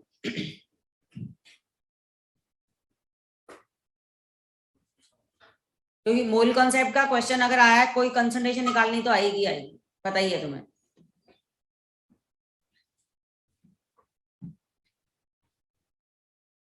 चले आगे। अब क्वेश्चन है हमारा कि 20% by mass NaOH solution of density 1.2 gram per milliliter, find molarity। हालांकि नॉर्मेलिटी भी सेम ही होगी, NaOH है, एक्स फैक्टर 1 है। अब 20% बाय मास का मतलब क्या है, 20 gram NaOH in 100 gram solution. यहाँ मोलैरिटी एंड मोलालिटी दोनों ही कर लेते हैं। हाँ जी इधर देखिए जरा, तो 20 gram NaOH in 100 gram solution में वॉल्यूम ऑफ सोल्यूशन क्या होगा, मास ऑफ सोल्यूशन बाय, एक minute, density is mass by volume, तो volume will be mass by density. तो मास है 100 ग्राम, डेंसिटी है 1.2 ग्राम पर मिलीलीटर, तो ये वॉल्यूम मिलीलीटर में आ गया। अब 20 ग्राम है NaOH, तो 20 ग्राम के मोल्स कितने हुए, 20 by molecular mass into density, sorry into volume, 1000 by V आता है ना, तो V हम ये लगाएंगे,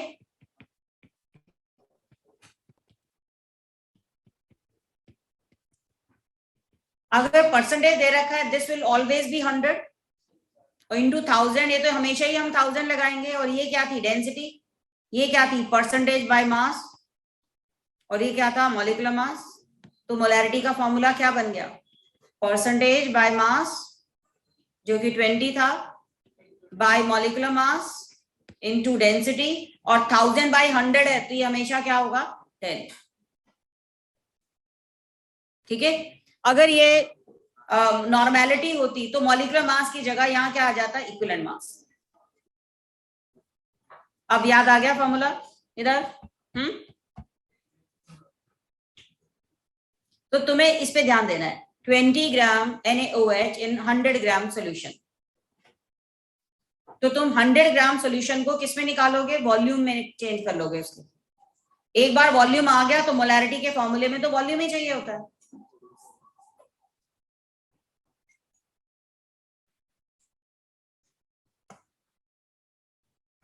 तो कितनी मोलैरिटी आ गई, 6 मोलर। मोलैलिटी के लिए क्या करना पड़ता, मोलैलिटी के लिए हमें moles by mass of solvent चाहिए था, मास ऑफ सॉल्वेंट इनटू 1000।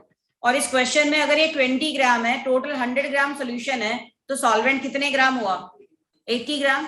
तब हम यहाँ क्या लगाते, moles 20 by 40, mass of solvent 80 into 1000।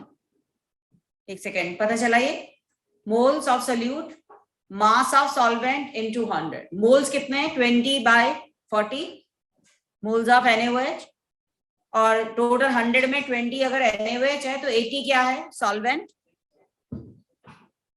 और यहां से मोलैलिटी आ जाती।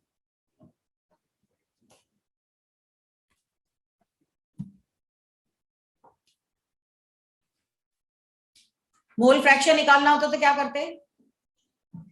80 ग्राम हमारे पास वाटर है, 80/18 वाटर के मोल्स हो जाते, 20/40 NaOH के मोल्स हो जाते, moles of NaOH, moles of water, mole fraction आ जाता।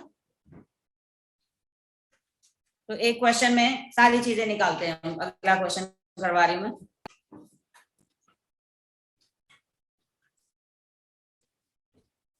सचिव में बताना, याद थे फॉर्मूलास? है ना, इतना टाइम लगाया हमने मोल कंसेप्ट पे, पर अभी रिवाइज ही नहीं कर पाओगे तो बेकार हो जाएगा ना सारा काम, इसलिए तुम्हारा पिछला काम करवाना ही एडवाइजेबल है। हाँ, तो चलिए अगला क्वेश्चन है, प्लीज जरा ध्यान से sincerely. 20% H2SO4 by mass of density 1.5 gram per milliliter. Find. Pushkar, तुमने भी लिखना है क्वेश्चन, क्लास में आए तो कम से कम क्लास का डिसिप्लिन तो रखो। Molarity, normality, molality, mole fraction.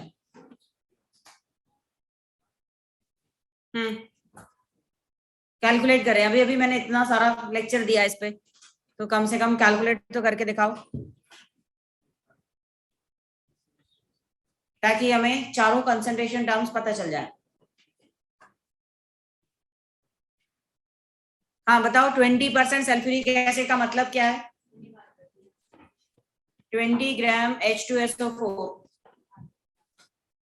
100 gram solution और 80 ग्राम सॉल्वेंट। सॉल्वेंट ना दिया हो तो वाटर ही होता है। और तुम्हें क्योंकि मोल फ्रैक्शन निकालना है, तो बेटर क्या होगा, सबसे पहले क्या निकालना है हम? मोल्स। 20/98 सल्फ्यूरिक एसिड के मोल्स, वाटर के moles 80/18।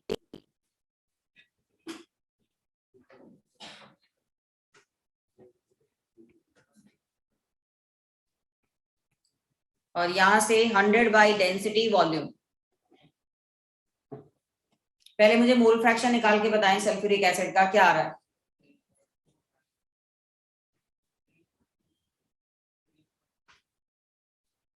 Mole fraction will always be less than 1.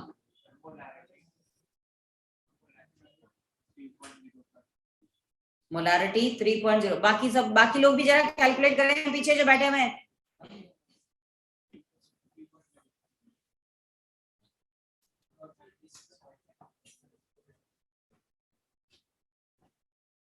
कर लो प्लीज, स्कूल एग्जाम में मेरे इंसल्ट मत कर देना, बोलेंगे कुछ नहीं कराया, कंसंट्रेशन तक नहीं आती। हाँ, 20/98 कितना है ये? 0.18 कितनी? पॉइंट, हाँ 0.2 समथिंग, 0.22 के आसपास आ जाएगा ये। 20 मतलब 98 को 100 मान लो अप्रोक्सीमेटली, तो 0.2 के आसपास आ जाता है, 0.21 जो भी। और ये कितने मोल्स हो गए? 5 नहीं 4 देखो जरा कितना आ रहा है।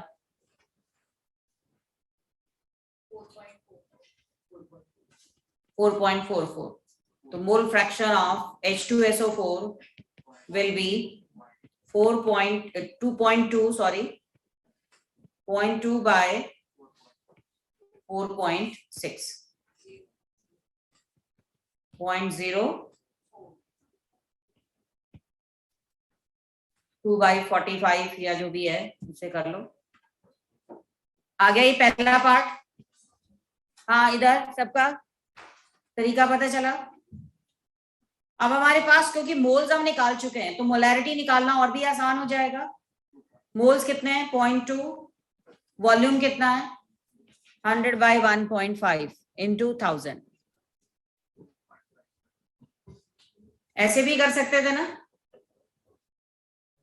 नहीं तो फॉर्मूला तो तुम्हारे पास है ही, percentage into density into 10 by molecular मास।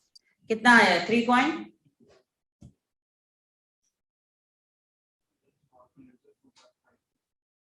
नहीं अभी कितना आ रहा है? 3 आ रहा है ना, 3 मोलर, क्योंकि हमने यहाँ 0.2 आगे नहीं लिया ना। और नॉर्मेलिटी कितनी होती, 6, क्योंकि सल्फ्यूरिक एसिड है, एक्स फैक्टर क्या है इसका 2। और मोलालिटी में क्या चेंज आता है इस फॉर्मूले में,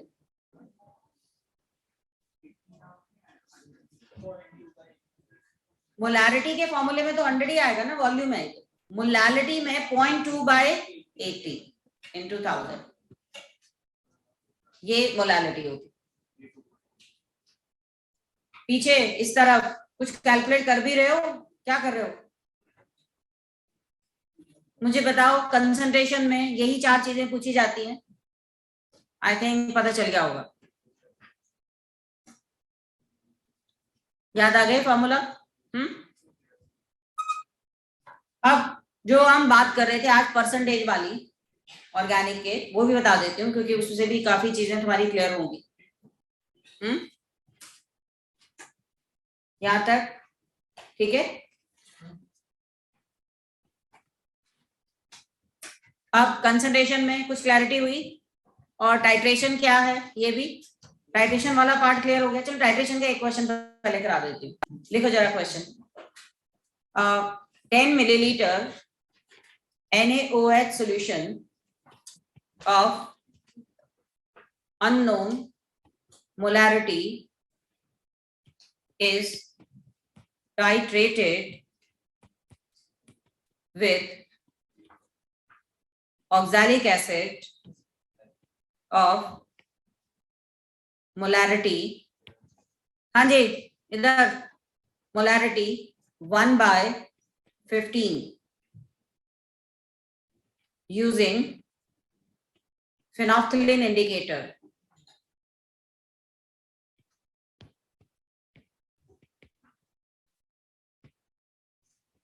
at end point.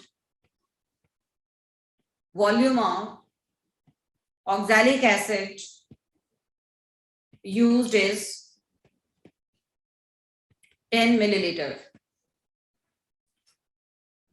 What is strength and molarity of NaOH solution? What is strength and molarity of NaOH solution? Madhav, question. ज्यादा तबीयत खराब हो रही है क्या?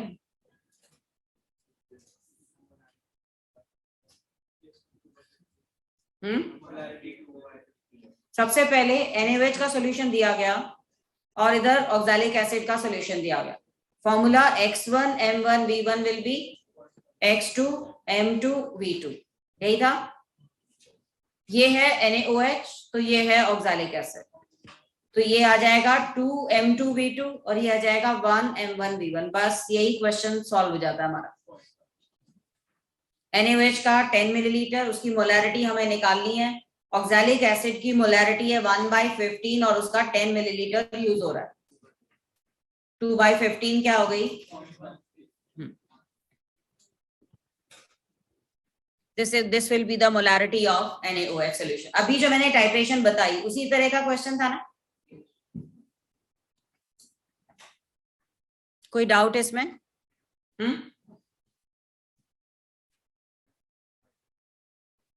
एक और देखते हैं।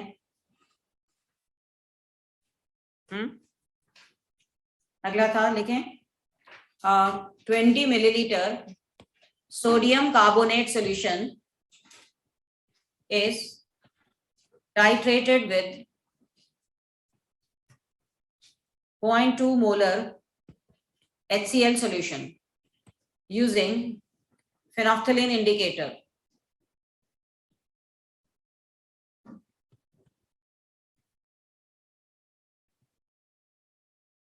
At end point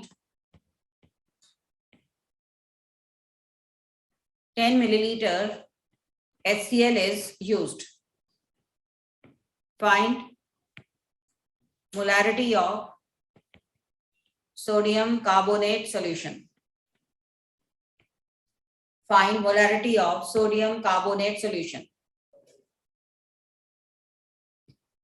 sodium carbonate जब फिनोल्फथलीन की प्रेजेंस में यूज किया जाता है तो उसका एक्स फैक्टर क्या होता है? 1. In phenolphthalein indicator, X factor of sodium carbonate is 1. तो हम कहेंगे M1V1 will be M2V2. अगर ये इसकी जगह फिनोफ्थलीन की जगह मिथाइल ऑरेंज होता तो हम इसका एक्स फैक्टर क्या लेते 2. तो अब ये देखो ये 20 मिलीलीटर है, इसकी मोलैरिटी हमें निकालनी है और HCl 10 मिलीलीटर है और इसकी मोलैरिटी है 0.2. तो M1 क्या हो गया, M1 is 0.1. स्ट्रेंथ क्या होती है अगर इसकी पूछी जाती तो स्ट्रेंथ अगर निकालते इसका मॉलिक्यूलर मास 106 होता है तो आ जाती 10.6 ग्राम पर लीटर. ये स्ट्रेंथ होती सोडियम कार्बोनेट सॉल्यूशन की. आई थिंक इस इंडिकेटर का क्या डिफरेंस है समझ में आया? ये निर्मल जरा देखना प्रोजेक्टर में प्रॉब्लम आ रही है.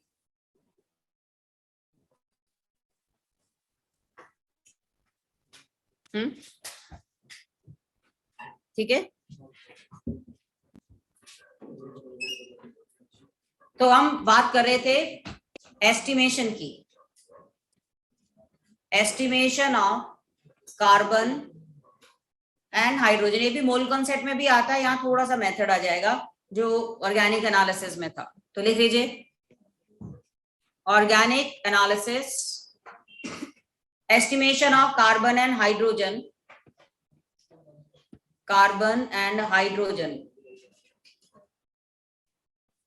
in organic compound.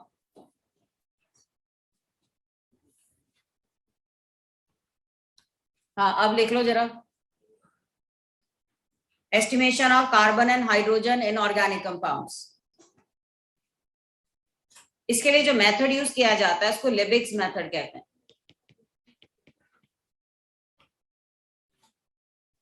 लिबिग्स मेथड, इसमें क्या होती है, इस तरह की एक फर्नेस होती है जिसमें हम पास करते हैं प्योर ऑक्सीजन और फर्नेस के अंदर रखा जाता है इस डिश में नोन क्वांटिटी का ऑर्गेनिक कंपाउंड, W ग्राम ऑर्गेनिक कंपाउंड, और इसमें कुछ पैलेट्स डाल देते हैं कॉपर ऑक्साइड की और फर्नेस में हीट किया जाता है. मेन प्रिंसिपल या रिएक्शन क्या है कि ऑर्गेनिक कंपाउंड का कार्बन कॉपर ऑक्साइड से रिएक्ट करके कार्बन डाइऑक्साइड में चेंज हो जाता है और यहां से हम ऑक्सीजन सप्लाई कर रहे हैं तो वो भी हेल्प करेगी इस प्रोसेस में. इसके अलावा जो हाइड्रोजन है वो कॉपर ऑक्साइड से रिएक्ट करके वाटर में चेंज हो रहा है. इसमें क्या है, फर्नेस होती है, ठीक है, फर्नेस में प्योर ऑक्सीजन की सप्लाई है और एक डिश होती है, इसमें हम ऑर्गेनिक कंपाउंड ले लेते हैं ऑफ नोन क्वांटिटी और उसमें डाला जाता है एक्सेस ऑफ कॉपर ऑक्साइड. फिर इसको फर्नेस को हीट करना शुरू करते हैं. तो हाई टेम्परेचर पर organic compound copper oxide react करते हैं और कार्बन डाइऑक्साइड बनती है और यहाँ से ऑक्सीजन की सप्लाई हम दे रहे हैं, उसे क्या कार्बन मोनोऑक्साइड बनी भी है तो वो CO2 में चेंज हो जाती है. तो फर्नेस से जो बाहर गैसेस हमें मिली उसमें CO2 और वाटर वेपर्स होंगी. इनको पास किया जाता है पहले एनहाइड्रस कैल्शियम क्लोराइड ट्यूब्स में से. इस तरह की ट्यूब होती है, इसमें एनहाइड्रस कैल्शियम क्लोराइड लिया जाता है which is good absorber of water. तो इन वेपर्स में से सारा water calcium chloride tube absorb कर लेती है. बची हुई वेपर्स में क्या है अब CO2 और इसको पास किया जाता है पोटाश बल्ब से.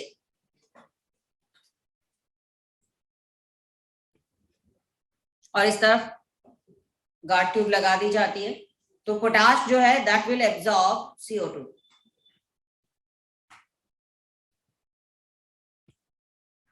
ये था एक्सपेरिमेंट. तुम्हें मोल कॉन्सेप्ट में भी बताया था मैंने, ये जरा सुन लें ध्यान से. कैल्शियम क्लोराइड ट्यूब का वेट पहले से ले लेंगे, क्या था फिर इसमें से वाटर पास होने के बाद at the end of experiment इसका मास ले लेंगे, तो increase in mass of calcium chloride will be equal to mass of water. ऐसे ही increase in potash solution will be mass of CO2. और ये मास हमने निकाल लिए.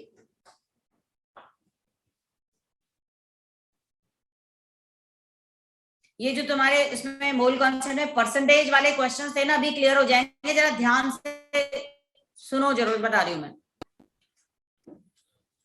ये एक्सपेरिमेंट आ गया समझे. हमारे पास 3 क्वांटिटीज आ गई. एक ऑर्गेनिक कंपाउंड का मास, दूसरा CO2 कितनी बनी उसका मास, प्लस कितना वाटर हमें मिला उसका mass. Suppose mass of water is y gram and mass of CO2 is x ग्राम.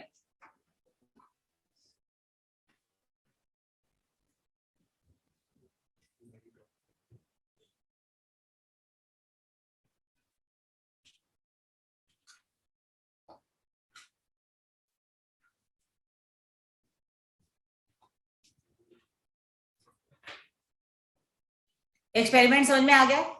एक नोन क्वांटिटी वाला ऑर्गेनिक कंपाउंड लिया, कॉपर ऑक्साइड के साथ उसको बर्न किया. बर्न करने के बाद थोड़ी सी ऑक्सीजन भी बीच में डाल दी. सारा कार्बन CO2 में आ गया, सारा हाइड्रोजन वाटर की फॉर्म में आ गया. वाटर का मास हमें कैल्शियम क्लोराइड ट्यूब से पता चला. पहले कैल्शियम क्लोराइड ट्यूब में डालेंगे ना, पहले ही पोटाश में डाल देंगे तो पोटाश का भी मॉइस्चर आ जाएगा. तो पहले कैल्शियम क्लोराइड ट्यूब, उसके बाद पोटाश सोल्यूशन.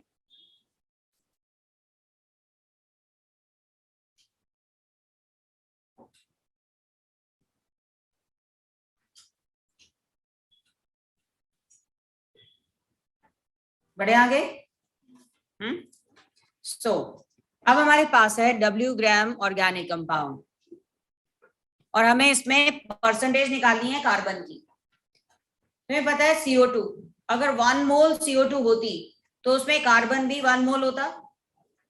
मतलब अगर 44 ग्राम CO2 होती तो उसमें कार्बन कितने ग्राम होता? 12 gram. Clear. Now we are having x gram CO2, तो उसमें कितने ग्राम कार्बन होगा? 12/44 इंटू x ग्राम कार्बन. पहले बताओ यहां तक समझ में आया? किसी भी कंपाउंड के गिवन मास में किसी एक एलिमेंट का मास निकालना हो तो कैसे निकाला जाता है? तुम्हें CO2 का मास दिया हुआ था, उसमें तुमने कार्बन का मास निकाल लिया. x ग्राम CO2 में कार्बन का कितना मास है यहां से पता चल गया. और ये सारा का सारा कार्बन आया कहां से था? ऑर्गेनिक कंपाउंड से.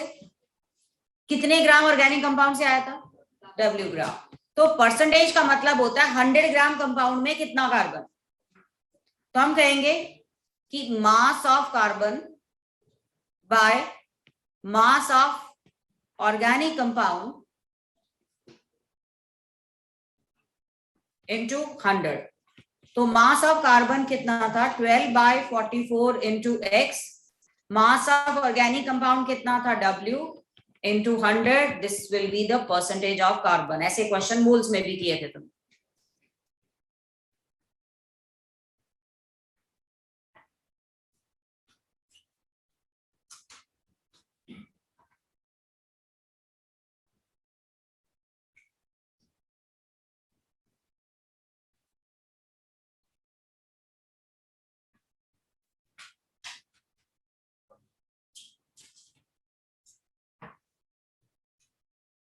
इसी तरह से हाइड्रोजन की परसेंटेज निकालते हैं. हाँ, लिख लिया ना पिछला. अब हमारे पास मान लो 1 मोल वाटर है, तो उसमें 2 मोल हाइड्रोजन है ना. मतलब 18 gram water will have 2 gram hydrogen.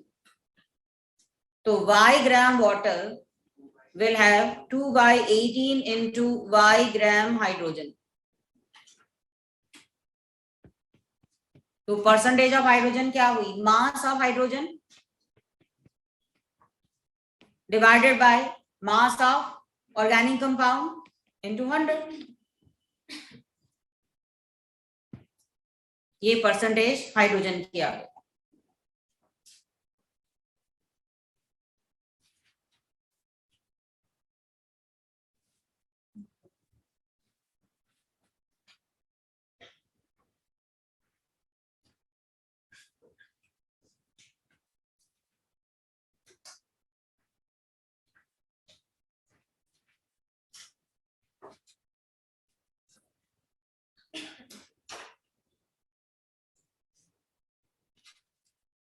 ये किसी भी ऑर्गेनिक कंपाउंड में कार्बन हाइड्रोजन की परसेंटेज निकालने का तरीका समझ में आ गया।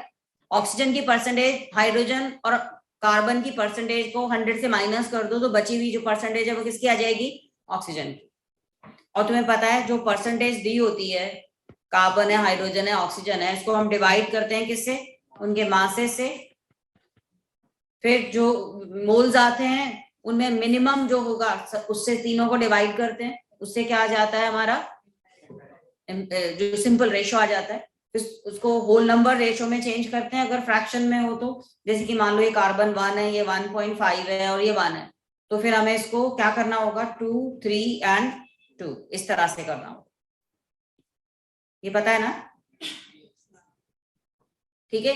अब नाइट्रोजन की परसेंटेज निकालने का मेथड टाइट्रेशन पर बेस्ड है, तो फिर से टाइट्रेशन वाला टेक्निक देखते हैं। और ये बहुत इंपॉर्टेंट मेथड है, थोड़ा समझने में मुश्किल है, नाम भी इसका अजीब सा है, Kjeldahl's method.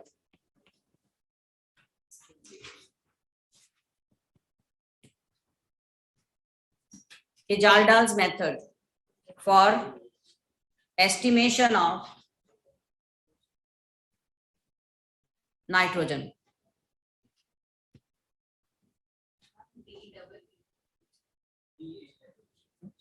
KJELDAHLS, DAHLS, Kjeldahl's method.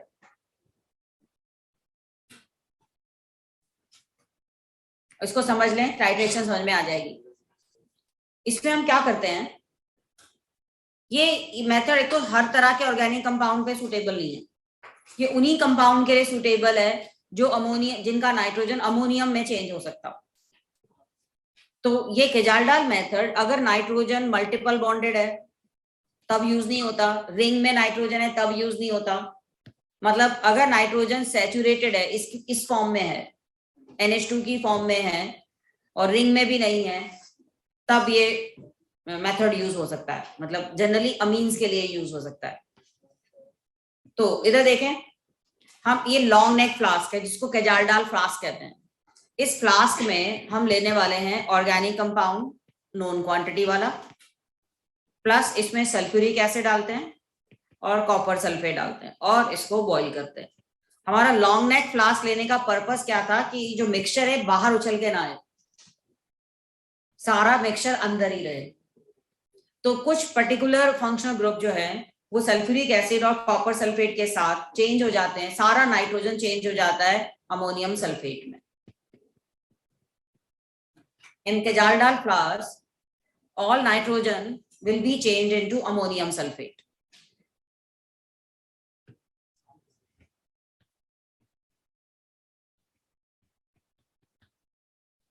अब ये थे कंटेंट्स ऑफ केजाल्डाल फ्लास्क, ये सारा जो है ट्रांसफर कर दिया इस फ्लास्क में, और इस फ्लास्क में ऑलरेडी पड़ा हुआ है NaOH।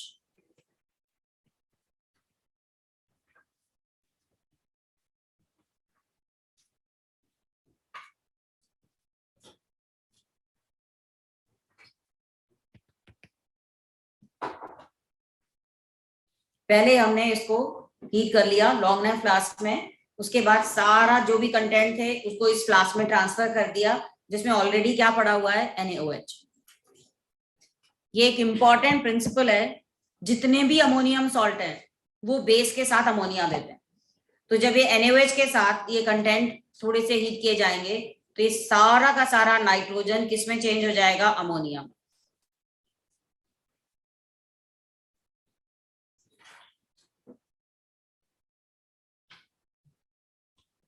ये थोड़ा सा एक एक्स्ट्रा है जो कि इसमें एस्टिमेशन वाले टॉपिक में, पर आगे क्या होगा जरा सुनिए जरा ध्यान से। अब इस अमोनिया को हमने पास किया सल्फ्यूरिक एसिड सॉल्यूशन में से ऑफ नॉर्मेलिटी N, और एक्सेस लिया है, एक्सेस ऑफ सल्फ्यूरिक एसिड लिया है।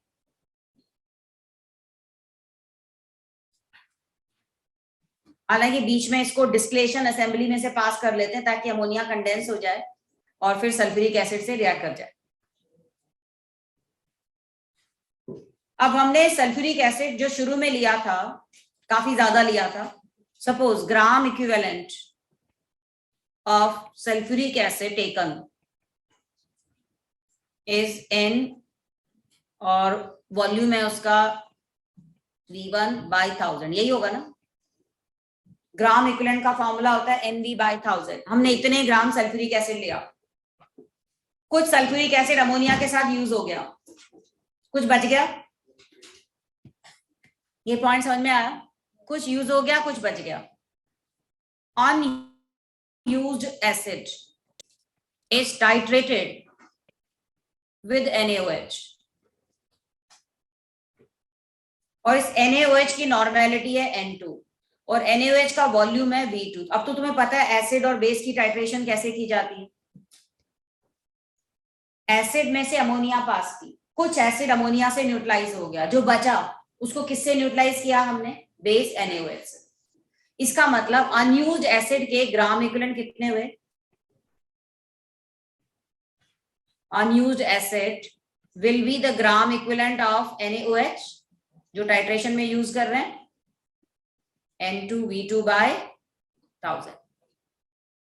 ये दो चीजें दिमाग में बिठाएं पहले कि एक्सेस ऑफ सल्फ्यूरिक एसिड में से अमोनिया पास की, अमोनिया पास करने के बाद जो एसिड बचा उसकी टाइट्रेशन की NaOH के साथ। जितना NaOH यूज करना पड़ा उतना अनयूज्ड एसिड पड़ा हुआ था। क्लियर? मैं अगली स्लाइड में फिर से लिखती हूँ।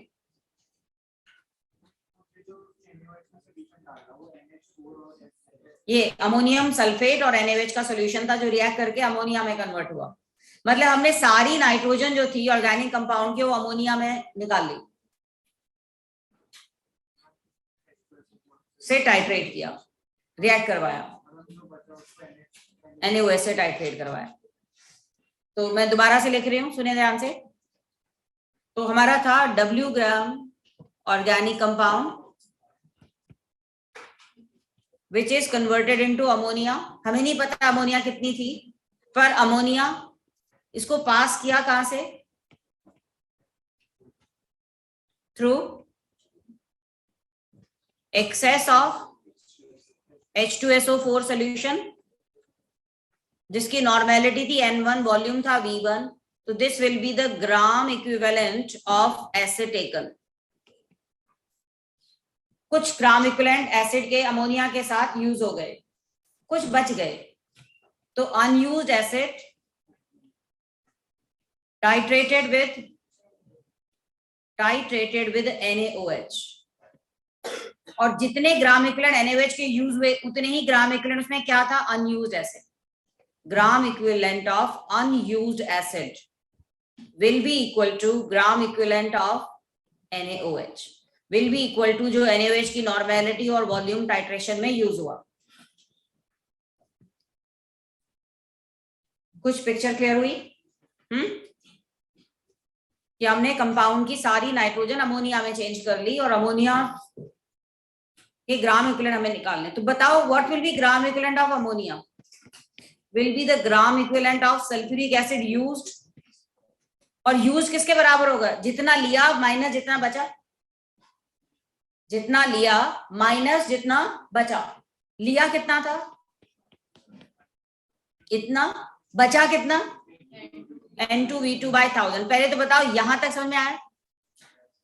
हमने एक्सेस ऑफ एसिड शुरू में लिया था N1V1/1000। Gram equivalent of acid is N1V1/1000। कितना बचा? बचा कितना? वो किसके बराबर होगा? NaOH जितना यूज करना पड़ा। कुछ क्लियर हुआ? इसको समझने में थोड़ी सा टाइम लगता है पर परफॉर्म करना एक बहुत इजी है ये मेथड। भी आज ही मुसीबत है। निर्मल जरा प्रोजेक्टर चेक करना। तो सारे ऑर्गेनिक कंपाउंड के नाइट्रोजन को चेंज किया अमोनिया में, ठीक है। अमोनिया को पास किया सल्फ्यूरिक एसिड में से। सल्फ्यूरिक एसिड के ग्राम इक्विवेलेंट हमने लिए थे N1V1/1000। उसमें अमोनिया पास करने के बाद कुछ एसिड बचा, अनयूज्ड बचा। अनयूज्ड एसिड में NaOH से टाइट्रेशन की, जितना NaOH यूज करना पड़ा उतने ही ग्राम इक्विवेलेंट उसमें अनयूज्ड एसिड था। This is unused acid, this is the acid taken. And this will be the gram equivalent of ammonia. पहली चीज ये। दूसरी चीज सुनिए ध्यान से, अमोनिया का एक्स फैक्टर एसिडिक मीडियम में 1 होता है। क्यों? एक अमोनिया एक ही H+ आयन लेके अमोनियम आयन बनाता है, तो अमोनिया की एसिड बेस टाइट्रेशन में अमोनिया की मोलैरिटी नॉर्मेलिटी सेम है। समझ में आया? तो this will be the moles of ammonia, N1V1 minus N2V2 by 1000। मुझे बताओ ये पॉइंट समझ में आया? कई चीजें, कई स्टेप है इसमें समझने वाले।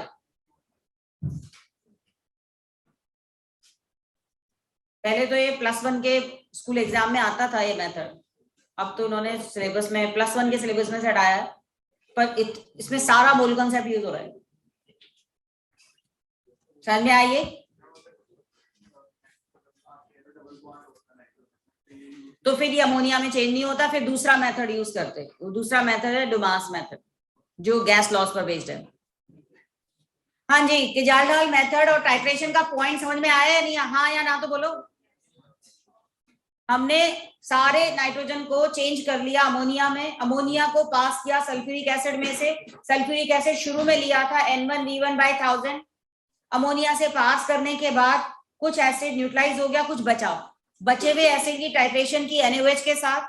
इस बार NaOH के जितने ग्राम इक्विवेलेंट यूज हुए उतना ही अनयूज्ड एसिड था, और इन दोनों के डिफरेंस से हमें क्या पता चला? एसिड यूज्ड विद अमोनिया, और जितने ग्राम इक्विवेलेंट अमोनिया के यहां से आए वो उसके मोल्स भी थे। क्यों? क्योंकि अमोनिया का एक्स फैक्टर क्या है? 1। यहां तक क्लियर? अब हमारे पास है moles of ammonia, N1V1 minus N2V2 by 1000। इतने मोल अमोनिया में कितने ग्राम नाइट्रोजन है? 1 मोल अमोनिया में कितने ग्राम नाइट्रोजन है? थोड़ा सा सोचो। मोल्स अमोनिया के 1 मोल में 14 ग्राम नाइट्रोजन है, तो इतने मोल में कितने ग्राम नाइट्रोजन होगा? Into 14, N1V1 minus N2V2 by 1000 into 14। ये था मास ऑफ नाइट्रोजन, जो सारा का सारा कहां से आया? ऑर्गेनिक कंपाउंड से। तो परसेंटेज ऑफ नाइट्रोजन क्या हुआ? Mass of nitrogen by mass of organic compound into 100। तो बताएं जरा फॉर्मूला क्या बना हमारा? N1V1 minus N2V2 by 1000 into 14 by W into 100। यही होगा ना? अगर कहीं बेस की नॉर्मेलिटी भी उतनी थी जितनी की एसिड की थी, तो फिर से सिर्फ V1 माइनस V2 ही रह जाएगा। ठीक है? और लास्ट में ये 10 रह गया, ये नीचे 1000 था, इधर 100 था, तो N1V1 minus N2V2 by 10 into 14 by W। ये है हमारा किजाल-डाल मेथड, जो टाइट्रेशन टेक्निक पर बेस्ड है। इसकी हेल्प से हम नाइट्रोजन की परसेंटेज निकाल सकते थे।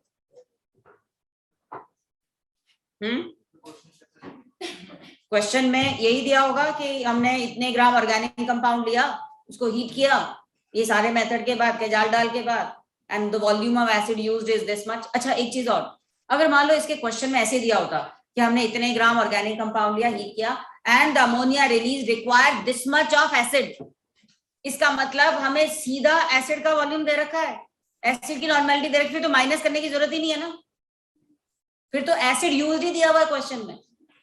लेकिन अगर क्वेश्चन में दिया होता एक्सेस ऑफ एसिड में से पास किया and the remaining acid require this much of NaOH, तब हम ये वाला मेथड यूज करते। अगर हमें एग्जैक्ट अमाउंट दिया होता, मतलब दिस विल बी गिवन, तब तो हम NV by 1000 कर देते। समझ में आइए? ये किजाल-डाल मेथड था जो हर जगह पर अप्लाई नहीं होता। हाँ एक मिनट दिखाती हूँ स्लाइड। ये मोल कॉन्सेप्ट की कई चीजें इसमें यूज हुई हैं। समझ में आइए? मास, परसेंटेज, टाइट्रेशन, और इनऑर्गेनिक का कौन सा कॉन्सेप्ट यूज हुआ है? कोई भी अमोनियम सॉल्ट हो, बेस के साथ अमोनिया देता है, कोई भी अमोनियम सॉल्ट हो, बेस डालने पर अमोनिया देता है, कोई भी कार्बोनेट हो, एसिड डालने पर CO2 देता है। ये ICSE में 10th में भी था।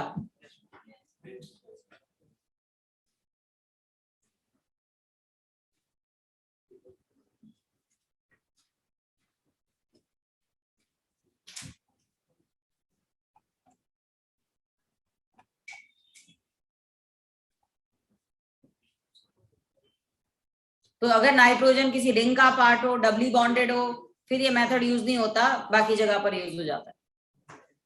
तो बाकी जगह पर कौन सा मेथड यूज करते हैं? वो है डुमास मेथड। बस ये लास्ट मेथड है ये। इजी है ये मेथड।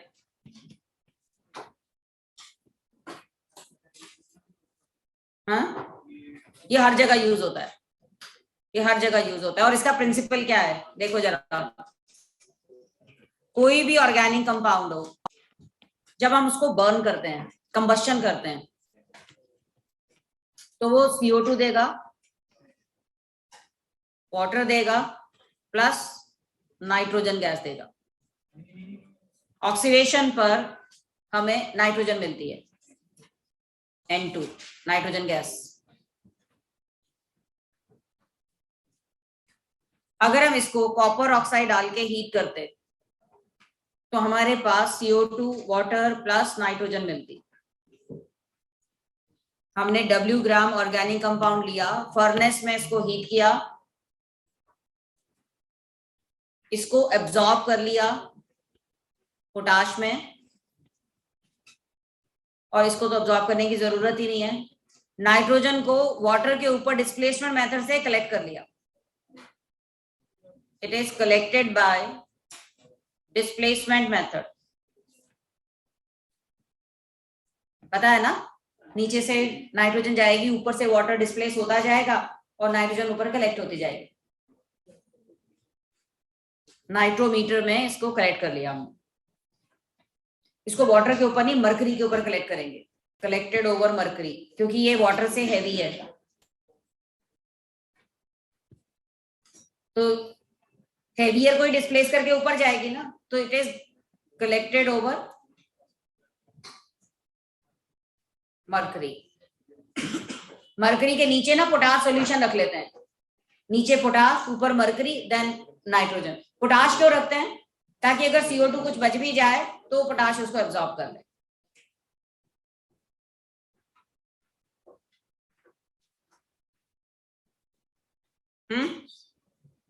अब सुनो जरा ध्यान से, तुमने नाइट्रोजन कलेक्ट की, वॉल्यूम ऑफ नाइट्रोजन कलेक्टेड, ये सपोज V1 था, प्रेशर ऑफ मॉइस्ट नाइट्रोजन मान लो P था, तो प्रेशर ऑफ ड्राई नाइट्रोजन कितना हो जाएगा? क्योंकि नीचे कुछ मॉइस्ट वाटर तो है ही, पोटाश है, उसके ऊपर हमने किया। अगर मान लो इसमें कुछ मॉइस्चर है तो मॉइस्चर को हटाने के लिए क्या करेंगे? P minus aqueous tension. याद है डाल्टन्स लॉ कि ड्राई नाइट्रोजन जब टोटल प्रेशर ऊपर आता है तो मॉइस्चर का भी आ जाएगा और गैस का भी आ जाएगा। मॉइस्चर के प्रेशर को हम एक्वस टेंशन या वेपर प्रेशर ऑफ वाटर कहते हैं। अगर वो माइनस कर देंगे तो ड्राई नाइट्रोजन का प्रेशर आ जाएगा। कोई टेम्परेचर T1 है, मान लो ये प्रेशर है P1, ड्राई नाइट्रोजन का टेम्परेचर है T1, तो इससे हमें PV इज W/mRT फॉर्मूला लगा के मास ऑफ नाइट्रोजन कलेक्टेड मिल जाएगा। ये pressure of dry nitrogen, volume of gas collected, molecular mass of gas is 28 R into T1। यहां से हम W निकाल लेंगे, that is the mass of nitrogen. हमारा पर्पस यही था ना कि W ग्राम ऑर्गेनिक कंपाउंड में कितने ग्राम नाइट्रोजन है?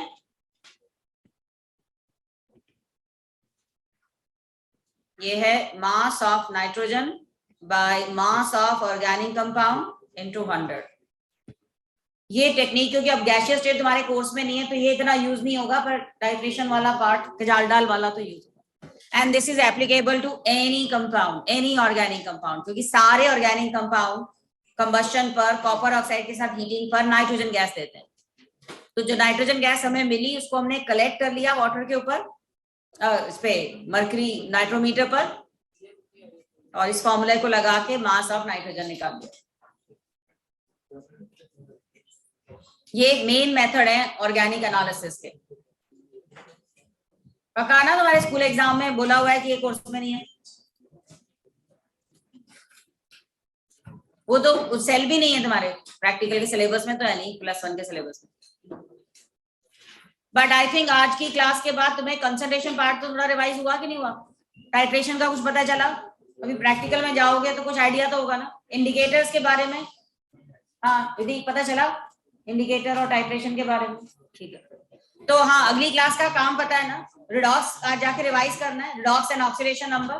कल का टेस्ट जैसा मर्जी हो आए, तुम्हें कम मार्क्स ज्यादा मार्क्स कोई नहीं देखने वाला, तो प्लीज एक बार ट्राई करना ताकि क्लास में जब मैं डिस्कस करूं तो फिर तुम्हें फायदा हो, ठीक है। और ये इक्विलिब्रियम वाला टेस्ट, सब्जेक्टिव टेस्ट एक बार करके आना क्लास में, ताकि जब डिस्कस हो तो तुम्हें पता हो।